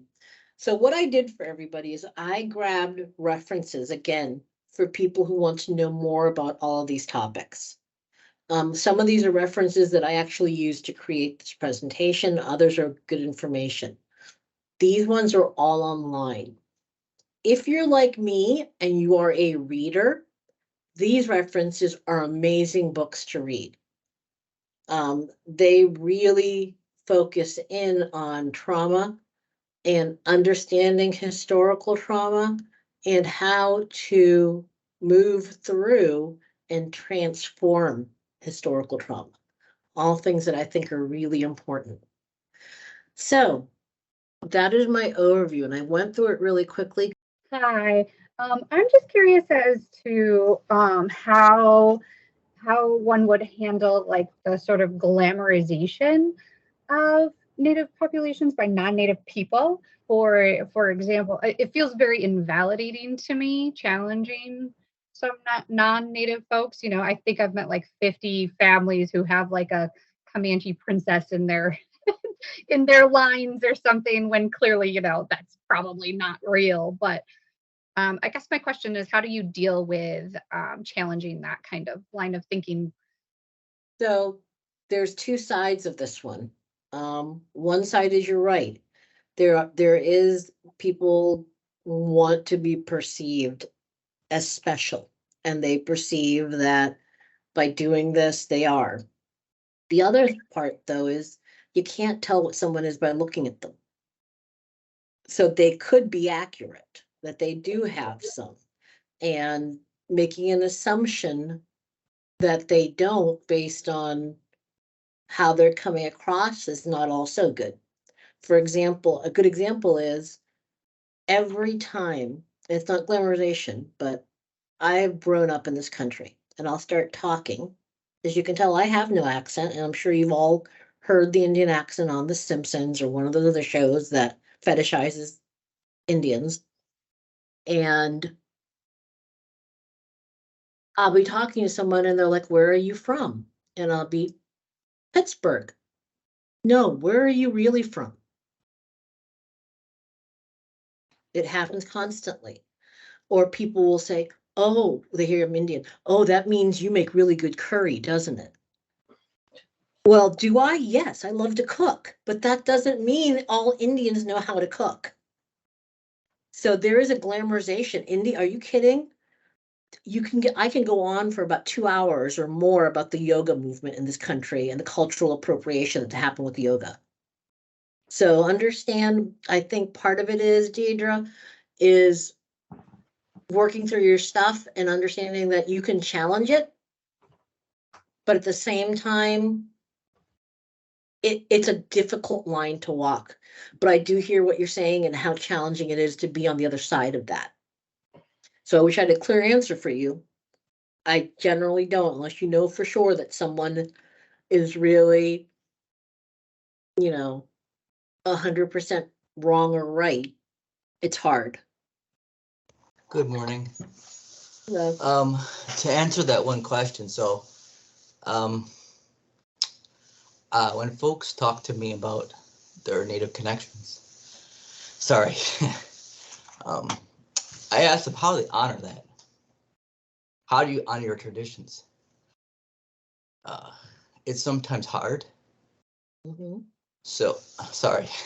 No, it's fine. You're being really brave. So thank you for sharing that. But yeah, you're right. again, I can only take from my own experience because I live in my own skin, but you know, we celebrate Diwali, we celebrate Holi in my family, we celebrate Lakshmi Puja, which are all things that come from where I come from. We also happen to celebrate Christmas because my husband is Christian. Do I go to church? No. Do I like buying presents for people? Yeah. I like a good excuse to buy a good present. So, but part of it is that's a great way to go about it and ask them, because it may also open up a dialogue of someone who has been cut off. Maybe they truly do have an indigenous heritage, but we know how many people get cut off because of fear of speaking and having to hide. And this may be something that was passed down through their family quietly. And I know Fred could speak to this, where the only place you spoke about your background was at home. And maybe they are seeking and trying to find that connection with somebody too. So, but I think Fred can speak to that piece of it. Yeah, I guess we have all the different tribes in Vermont have various ways of outreach and creating environment within which people that feel as though they have a native connection can self-select and just show up. And we actually have certain dances and certain types of ceremonies that I guess would almost be like a mixer or something like that. So it creates a safe environment that someone's unsure of the presentation or performance aspect of having an indigenous identity. It'll be a safe place. Like one of the most important is what we call socials in the powwow, or in our other ceremonies, it's would be the round dance, that people are invited, irregardless of what their ethnicity is or their perspective is, to just come in, hold hands with everybody, and dance. And that creates, and we've discovered this not just us here in Vermont, but throughout all in North America. These types of mixers here create a feeling of safety that one can finally bring up that, you know, my family has these certain stories, or we have certain ways of cooking or fishing or hunting, things like that. So it creates a safe environment where it can be brought up. And then it's up to the person expressing the identity is interested in integration, and the people that are thinking about welcoming them to work that out after the fact. But the important thing is to always have environments within which it's safe for anybody to come in and claim or not an indigenous identity.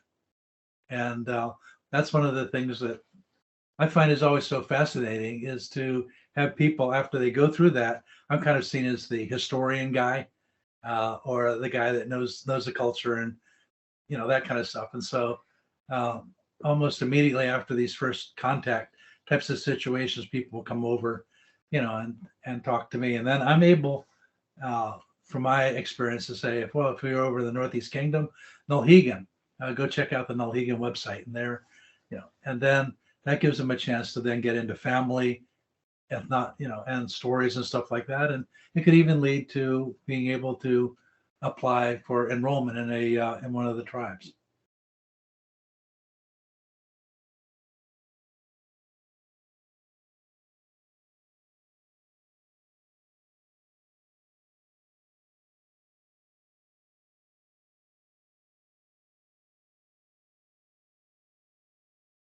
All right. Hello, everyone.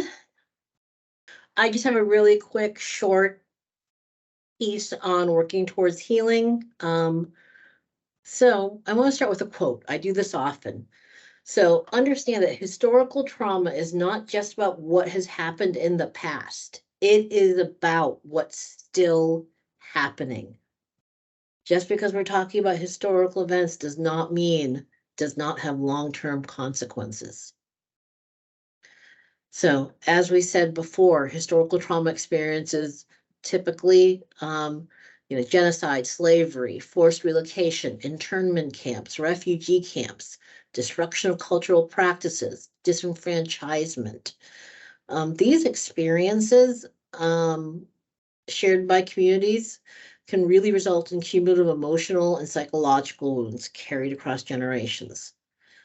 Understand that these things linger on the souls of the descendants of the people who originally experienced the trauma. And for some of them, they keep experiencing the trauma, like racism and racial trauma, which is a family or not even a subset, but related to historical trauma, because that's a part of it, but it's much more. Just understand that these types of trauma can destroy families and communities and threatens the vibrancy of entire cultures. I want to talk a little bit about decolonization. It's a process of examining and undoing unearned privileges resulting from historical and present day injustice. And it starts by centering the voices. Since we're talking about Indigenous peoples or Abenaki, it starts by centering our Abenaki voices. Then looking at what is going on to them and around them with a critical lens, giving them sovereignty. Let them lead the charge. Let them figure out what they want. Because colonialization infantilizes Native or Indigenous populations and treats them like children and takes away their power. And part of the process is giving back that power. And then using that to challenge existing colonial systems, which do still run what we do, because existing colonial systems are a part of structural racism. So understand that this graphic that's here is a sample of really how we do this. It's using that phrase from the disability rights movement, nothing about us without us. It's really important. The thing to remember when we're working towards healing is this graphic is called the resilient zone. And this is where people who are functioning in a way that is, I don't even want to use healthy because I hate that word, function in a positive manner, which means that they are able to, when they get activated by an event, they can calm themselves, they can be flexible, adaptive, show pro-social behaviors, their executive function is still usable, and they're responding to challenges rather than reacting to challenges. People who have experienced generations of trauma, this is what happens, is their fight or flight or their arousal can actually get stuck on high or low or bounce back and forth. So you can see that they're hardly ever in the resilient zone, and when they are flying through it on the way to someplace else. So people who are stuck on hyper or high arousal, we may say hyperactivity, hypervigilance, mania, anxiety and panic, irritability, rage, pain. So when working in a group and someone starts raging, it can really be their go-to at this point because they're stuck on a high or hyper arousal. People who are on the low end, you're looking at depression, disconnection, exhaustion, numbness, freezing. So when they're in a distressing situation, they may hide. They just withdraw and you can't get anywhere because they've experienced something that they find so alarming that they have to deal with it by withdrawing, while other people may deal with it by attacking. So just understand that people you may be working with at times are part of the walking wounded. You just can't necessarily see the wounds with your physical eyes. And that we need to be caring, kind, and empathetic in a manner that's acceptable. You can't say I feel your pain because you don't. You haven't experienced what they've experienced. And that really is, for people who are experiencing this, a really inauthentic sentence. Saying something like, I understand you're feeling pain. I wish it was something I could truly understand, but it isn't. But I am here, standing here, trying to support you. So, what are direct interventions to help? 1, explicitly teach people what generational trauma is. give people time and space to process when talking about generational trauma or talking about making changes.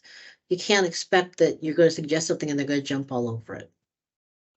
Be willing to sit in your own discomfort, because there are times that you're going to feel intensely uncomfortable and responsible and a host of other things from going through the process of supporting people with direct interventions and letting them speak their truth. Don't be afraid to acknowledge your feelings. You know, I think people would rather hear that. And even if you don't share with others, at least acknowledge them to yourself. There was a study published in June of 2022 in the Journal of Loss and Trauma, and they created a generational trauma card, which showed how trauma can transfer from one generation to the next and how it can affect a person's health. And they had a group of participants who were young moms between the ages of 13 and 22, and they learned about this, took the cards, and when they did the follow-up, they actually went home and started telling everyone about it. And they felt it really helped because, one, they knew they weren't alone, and that they were able to process information. So these are fairly simple steps, but they're ones that we don't always do. So understand that it's important. When you want to decolonize your data, okay, when you're gathering actual data, because part of the thing we do is we just gather data. We decide what we want and we gather it. So again, nothing about us without us is really important. How do you know that data you're measuring is going to be important to the people that you are studying or working with? Look at how you're measuring things and what you're measuring. Worship of the number or the quantitative data is firmly established within structural racism, because one of the tenets of structural racism that underpin everything is that there is one truth in the world. So there is a true or false for everything. And that is not the reality that other cultures experience. The other piece is talking about evidence-based. Is it important to use evidence-based processes? It can be, but you may be working with a population that they haven't studied, or you may be trying something that hasn't been tried with this group of people. So it's not evidence-based for them. So if it fails, is it a failure of how you've implemented it, or is it a failure because it was never tried with that group? So be cautious when you're saying I'm using evidence-based procedures. Make sure that it fits that group appropriately. For mental health, which is a big piece that we talk about for people who experience generational and transgenerational trauma, the goal of therapy has been to help people adapt to oppression and cope with the ongoing trauma of a colonial, capitalist, and white supremacist system. So we really need to start thinking about, rather than helping people learn how to adapt, helping and empowering people in being willing to stand up, in coping with their feelings about living in a colonial, capitalist, and white supremacist system. So part of it is really starting to think about, again, nothing about us without us. What do they want? What are their goals? Maybe they want to learn how to speak up. You know, they spent a lot of time. If you look at the history for Native populations, the hero of the governing philosophy of schools, the boarding schools, so-called boarding schools, Captain Richard Pratt, his goal was to kill the Indian to save the man. And part of me thinks about that when I'm thinking about mental health and things. Am I killing the person to make them fit into a system? So am I killing who they are? So understand the other piece, there's no easy answers to this. But generational trauma, a piece of reclaiming their identity and working towards this, is looking at their traditions. You know, a lot of their healing is holistic and needs to be put into place. It can involve individual therapy. It can involve group and family therapy. It certainly should involve their traditions, their rituals, and their spirituality. You know, a lot of Native spirituality is tied into the land and their community, and taking back your own power to do what's best for the people you work for means respecting these type of things. You know, it's important that we look at what they need. Even the American Psychological Association only gives passing passing reference to this, where I think this should be at the heart of what we're doing. So to build resilience, you can see these are all the things that the APA recommends: making connections, accept change, move towards goal, take action, nurture a positive view of yourself, keep things in perspective, take care of yourself, which are all very good and well. But again, they don't mention spirituality. They don't mention native healing practices. They don't recognize that there are different ways of building resilience that can be more than just this list. So this list is a good place to start. So that's the information I have for all y'all. Let me take this down. Okay, there we go.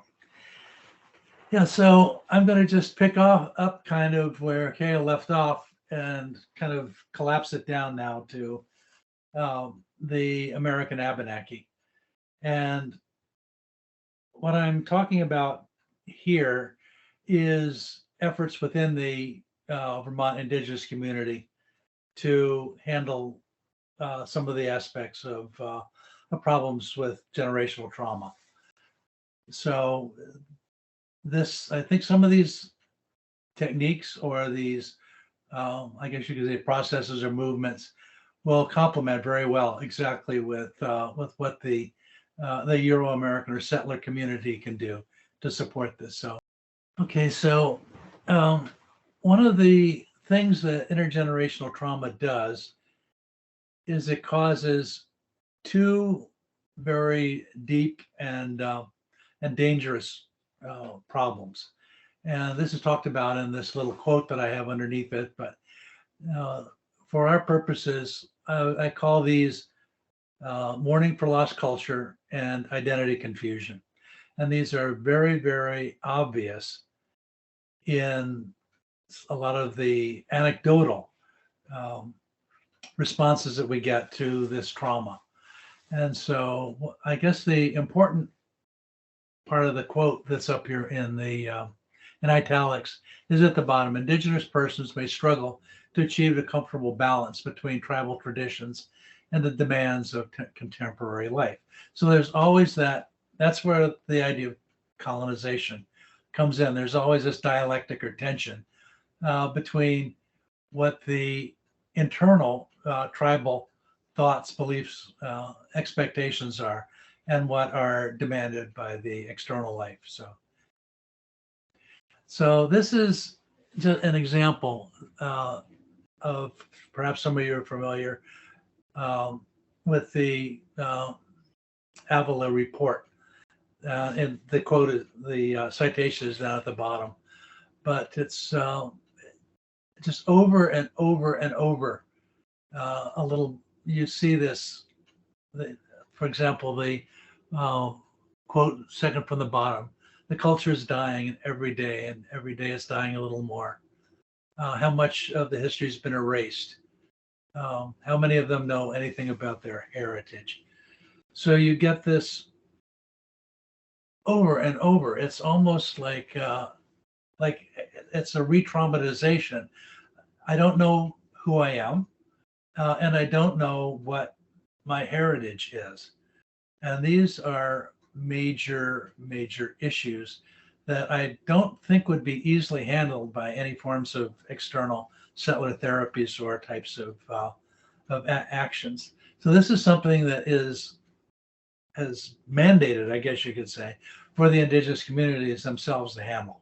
And the question is, how can these cries for help? Who am I? What is my heritage? How can those be addressed? So I put it here in kind of a little graphic. So you can see on the left is the trauma that we've been talking about. And of course, there's an oppressor oppressor or aggressor, or a whole series of them. I guess if I wanted to graph a little bit more, there would be some more bubbles off to the left. But once it gets going, now there are many more than mourning for lost culture and identity confusion, but these are two that I'm particularly trying to work with right now. But then those come and lead to depression, substance abuse, anxiety, and all those other things.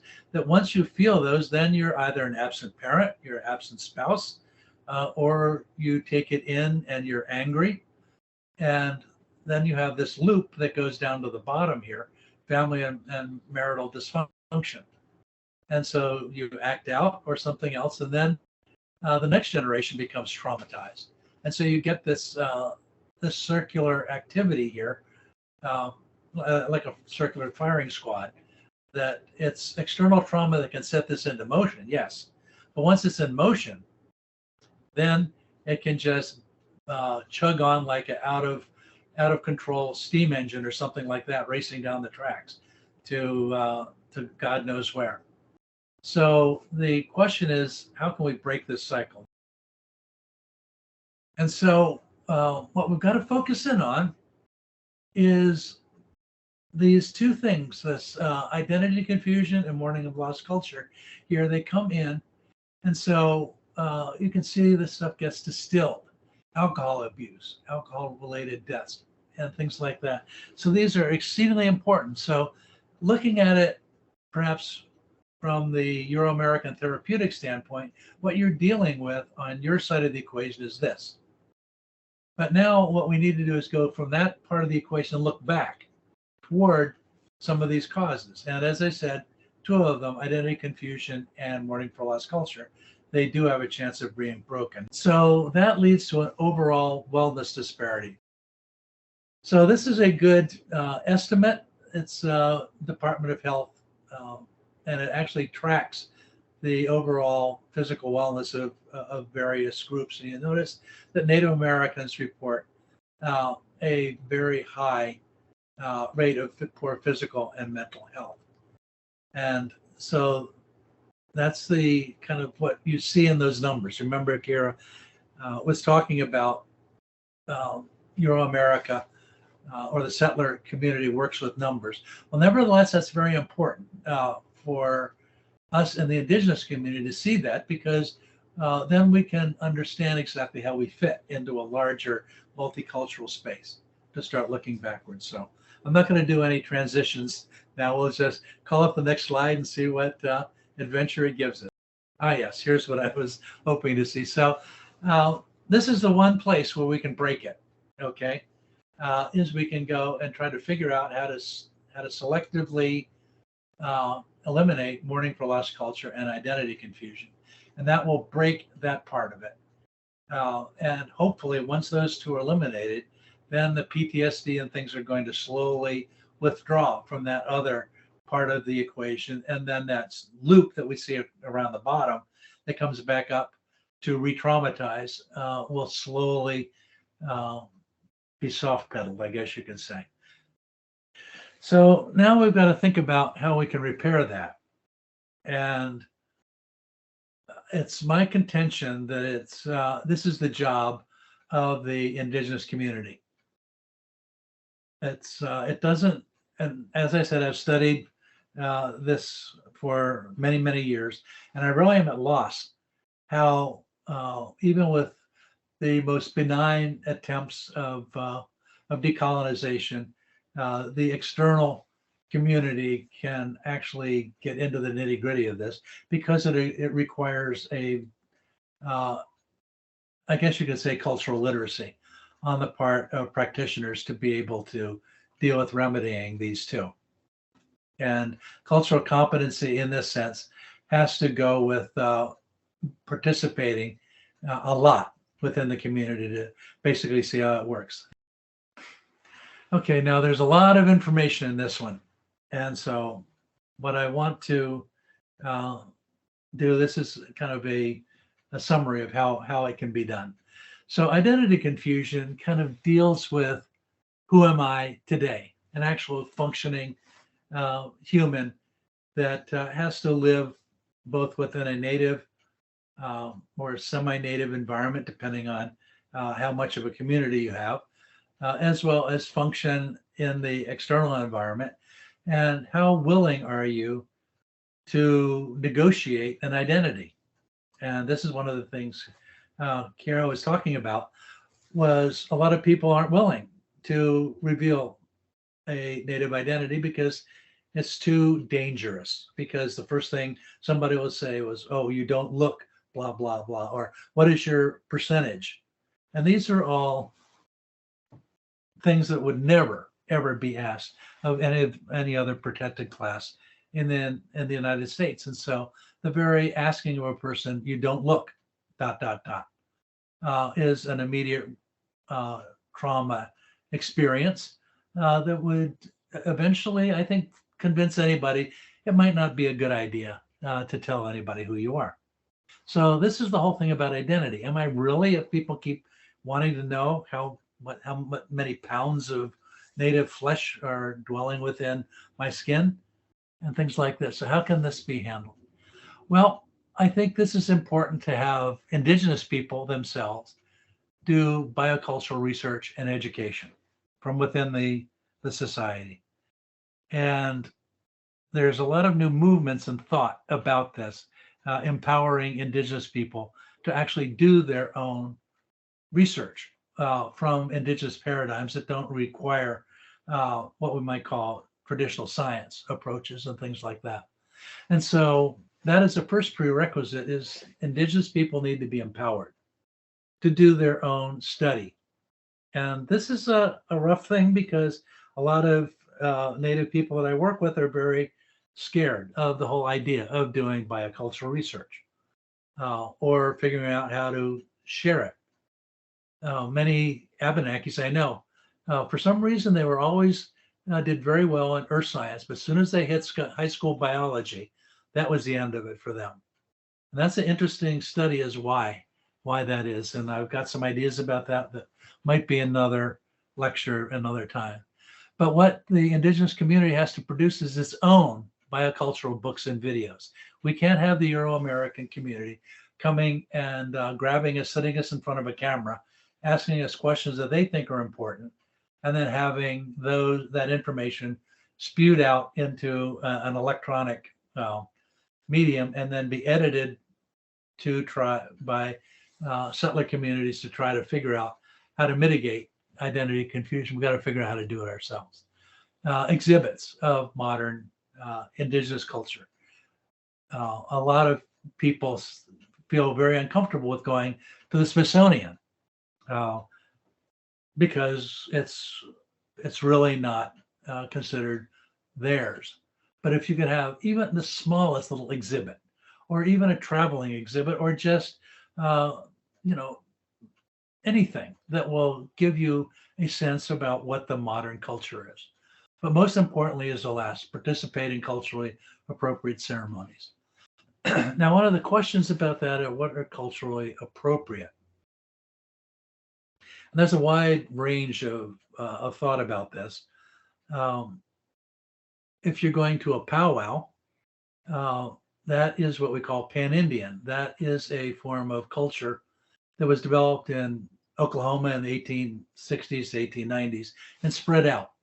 So that's what we generally think about when we're thinking about sweat lodges, smudging, dream catchers, powwow dancing, jingle dresses, things of that sort, based on this. Now that's to many indigenous people, that is very, very appropriate. But if you want to get beyond that a little bit, and what we're moving toward is, what is Abenaki? What is specifically Abenaki? So are there ceremonies that are distinct to the American Abenakis, not let's say Odanak Abenakis or the Penobscots or anybody else? So the whole issue of culturally appropriate, how geographically restricted. It's my belief that the closer you can get to ancestral, local tradition, the better that's going to help with identity confusion. Other people believe it's very important to at least get started and ground yourself in an indigenous identity before specifically delving into an Abenaki identity. Mourning for lost heritage.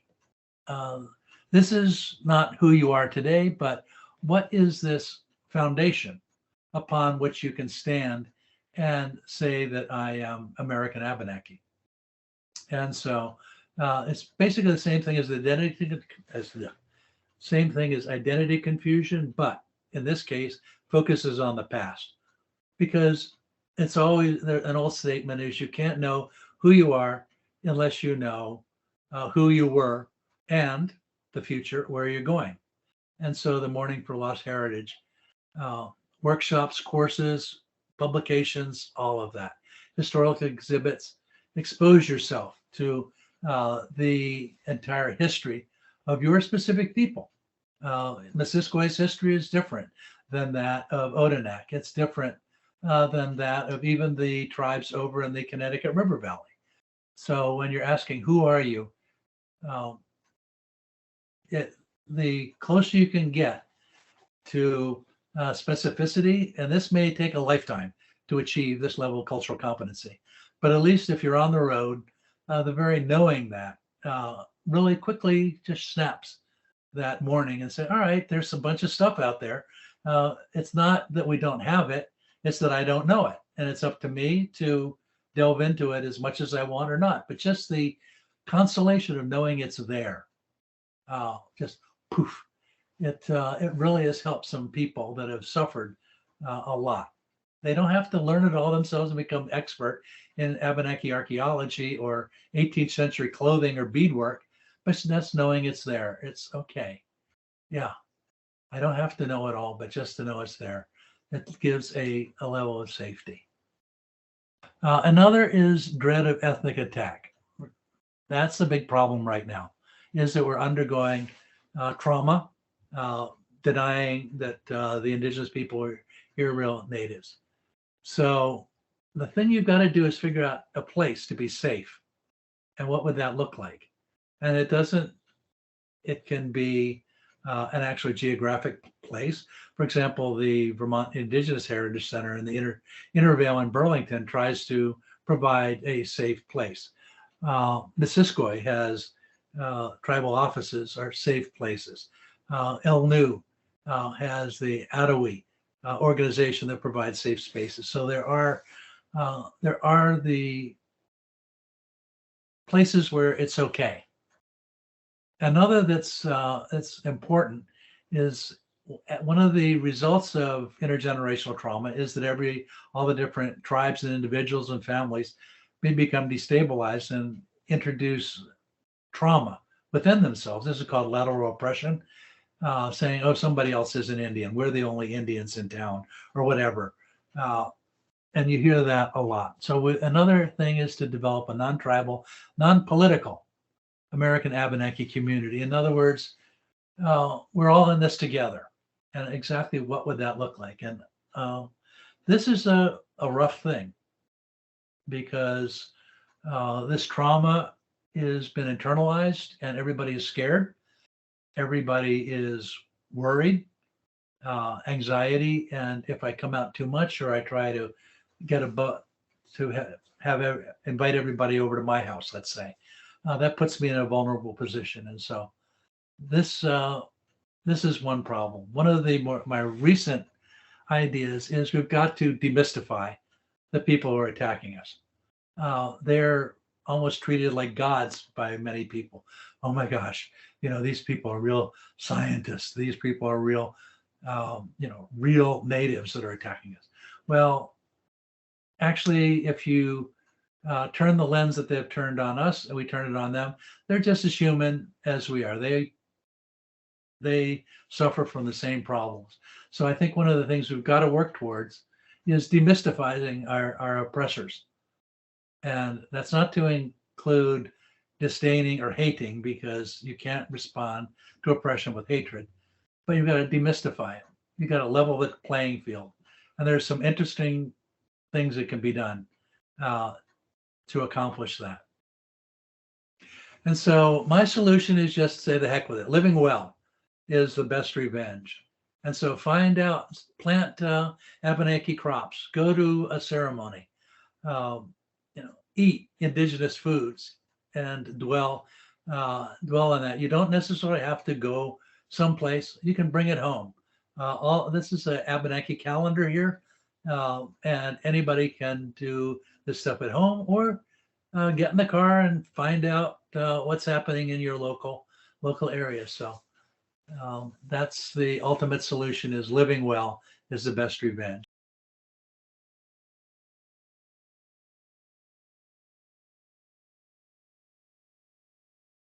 So this is a passionate point for me. So I'm actually from Michigan, and I am proud to say that I'm part of the Grand Traverse Lively Band of Odawa. I'm Anishinaabe. I'm also a drummer, and I've come to the East Coast when I came here for work and drove along several states. What I'd like to learn is more cultural center experiences. We have a large cultural center in Petoskey. And matter of fact, we have our own police force, we have our own judicial system, and the restorative justice practice that the Supreme Court of Michigan now uses is based off a traditional tribal court. So they use it now in the school districts. They use it for restorative practices in family court and drug courts, and has been more than 88% successful in changing the punitive process that's used in judicial, especially for young people and young people of minorities. And it actually has been adopted and used in actual judgments and replacing punitive practices. And these restorative practices have kept children out of prison and out of jails and out of detention centers. So like to see along, I don't know how we would go about in addressing some of our Congress people, that some of the things in the field that I work, and it's kind of discouraging, is these practices of working with youth to help them through these generational traumas, interracial traumas in a court-like system that does not reflect their cultural heritage, and using to resolve peacefully conflict within the community to reestablish relational pieces, right, within the community, externally and also internally. So I would like to learn more about what is available and culturally what is available in those center type pieces to help establish those individuals who identify or are looking to re-identify with their cultural connections. Thank Okay, you. well, I'll take a stab at that. The Odawa are, of course, centuries, not centuries, but decades ahead of what we can do here in Vermont. We have no budget. We have no real fully operational state-to-state relationship with the state of Vermont. It's still hideously colonized. And so we're just at the very beginning stages to be able to move toward any of that. And each tribe, and there are three or four 501c3s that are also active in this.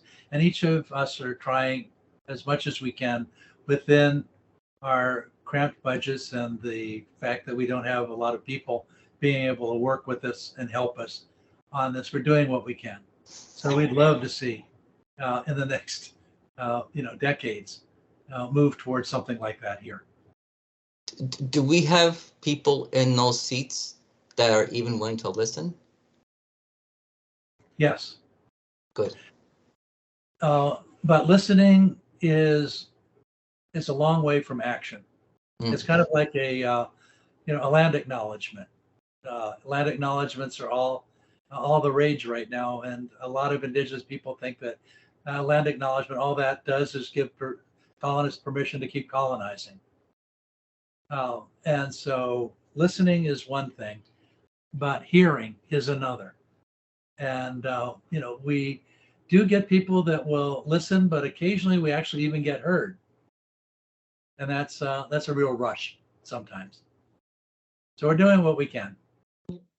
Thank you. I'm a student of social work, learning how to help people heal from harm, and grateful for the training and helping so many of us develop more cultural humility and competence. And I was really struck in the last slide that you shared, Fred, that there was mention of forgiveness days. And so I'm curious to learn more about that. But I'm also, on a related note, I'm curious what any of you might have to say about the place for people healing from generational trauma of many kinds, the place for a spirit of forgiveness and practice with that, and anything you might advise those of us helping people heal from generational trauma in light of that. Okay, the Forgiveness Moon is actually a very dangerous ceremony because it asks a lot of people. There's an astronomical aspect of it. The Forgiveness Moon is the first new moon after the winter solstice. And that calendarically correlates the solar and lunar calendars because the agricultural calendar is a lunar calendar. Okay. But what that means, why it's called the Forgiveness Moon and also the Greetings Moon, is it has a requirement. Now, this is almost impossible for us within a settler construct to actually understand what that means. You are required to ask forgiveness of people who you have wronged. And you also have to expect people who have wronged you to forgive you. And this isn't, this last year, I had some close colleagues of mine in the Indigenous community that have been working at cross purposes with me. And we stopped talking to each other. And so one of the things is that I try to adhere to the highest principles of the older ways. And so I did what was called a condolence ceremony on my part with them. I reached out and basically groveled, asking for forgiveness and sharing things that I heard through the grapevine that I have done to hurt them. And it was totally humiliating to me, but nevertheless, out of the 4 people, I had 2 out of that responded and broke down this miscommunication. And we discovered that the miscommunications were basically just miscommunications. There's nothing of substance there. But why did I grovel? Well, because we all have to be together. And my work is not just at the Heritage Center. It's not just with what you see here, but the Abenaki community is an existential crisis with this pressure that's coming on now that is trying to change the Abenaki community from victims into white supremacist oppressors. And if we get flipped, we're dead. And so we need everybody. So it didn't cost me anything really to go and grovel, because I kept my eye on, I need those people. We need to be all of one mind. And pride is an expendable in Native society under the condolence rituals. Pride is actually a very expendable commodity that if you are willing to just sit at somebody's knees, and look up at them and just say, please forgive me. And that's expensive. That a lot of people are unwilling to do that. And so, I had 50% success on it. And now I've got 2 people that are standing by my side on this larger fight, and it was worth it. So it's just a completely different way of looking at things. And a lot of people ask for forgiveness, blah, blah, blah. They don't really mean it. Okay. You've got to convince somebody, that you're really, really sorry. And I've actually, one of the others is coming around. And so I think I'm going to have 3/4 of the way through on that one. That's awesome. I can smile. I crawled and I groveled. But, in the long run, we've got to be together. And if you're not willing to pay out a little bit of pride for the survival of your people, what are you here for? And the other piece I can give you from when I was practicing as a psychologist is if I had people I was working with that hit the point where, for whatever reason, the relationship wasn't repairable or they weren't, or it wasn't time. 'Cause sometimes you have to wait till it's the right time. One of the things I always used to tell the teens I worked with, do you really want to give that person free rent space in your head? Is this something that you need to hold on to, or is it weighing you down? You know, is it going to lift you up or is it going to weigh you down? And that's what we need to figure out.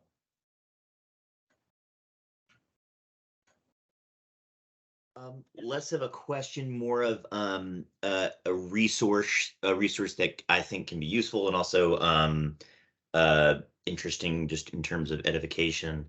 There's a book called Brothers of the Buffalo: Speak Up Contemporary American Indian Prison Writings.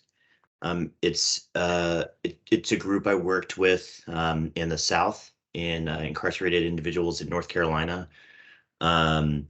And I worked with them for intergenerational trauma and healing. And the group was very diverse from a lot of different nations, mostly in America, but all in North America. And thought that one, useful, good read, but also all of the proceeds and royalties go to the American Indian inmate projects and their families. Wow. Okay. And the professor I worked with is the person who helps take, kind of get it from the stories from them and put it, to paper. And yeah, just thought I'd mention it. Okay, looks like we're good. I will say if other questions come up after, feel free to reach out to me. It's my first name, not my last name, at vermont.gov. So kaya.ganguly@vermont.gov. I could pass questions on to Fred. The other person that would be really helpful if you need to contact either of us, and probably easier to spell, is Joanne with an e.crawford@vermont.gov. So thank you all for coming today. And I hope the information was helpful and you take something away. Have a great week. Okay. Bye-bye all.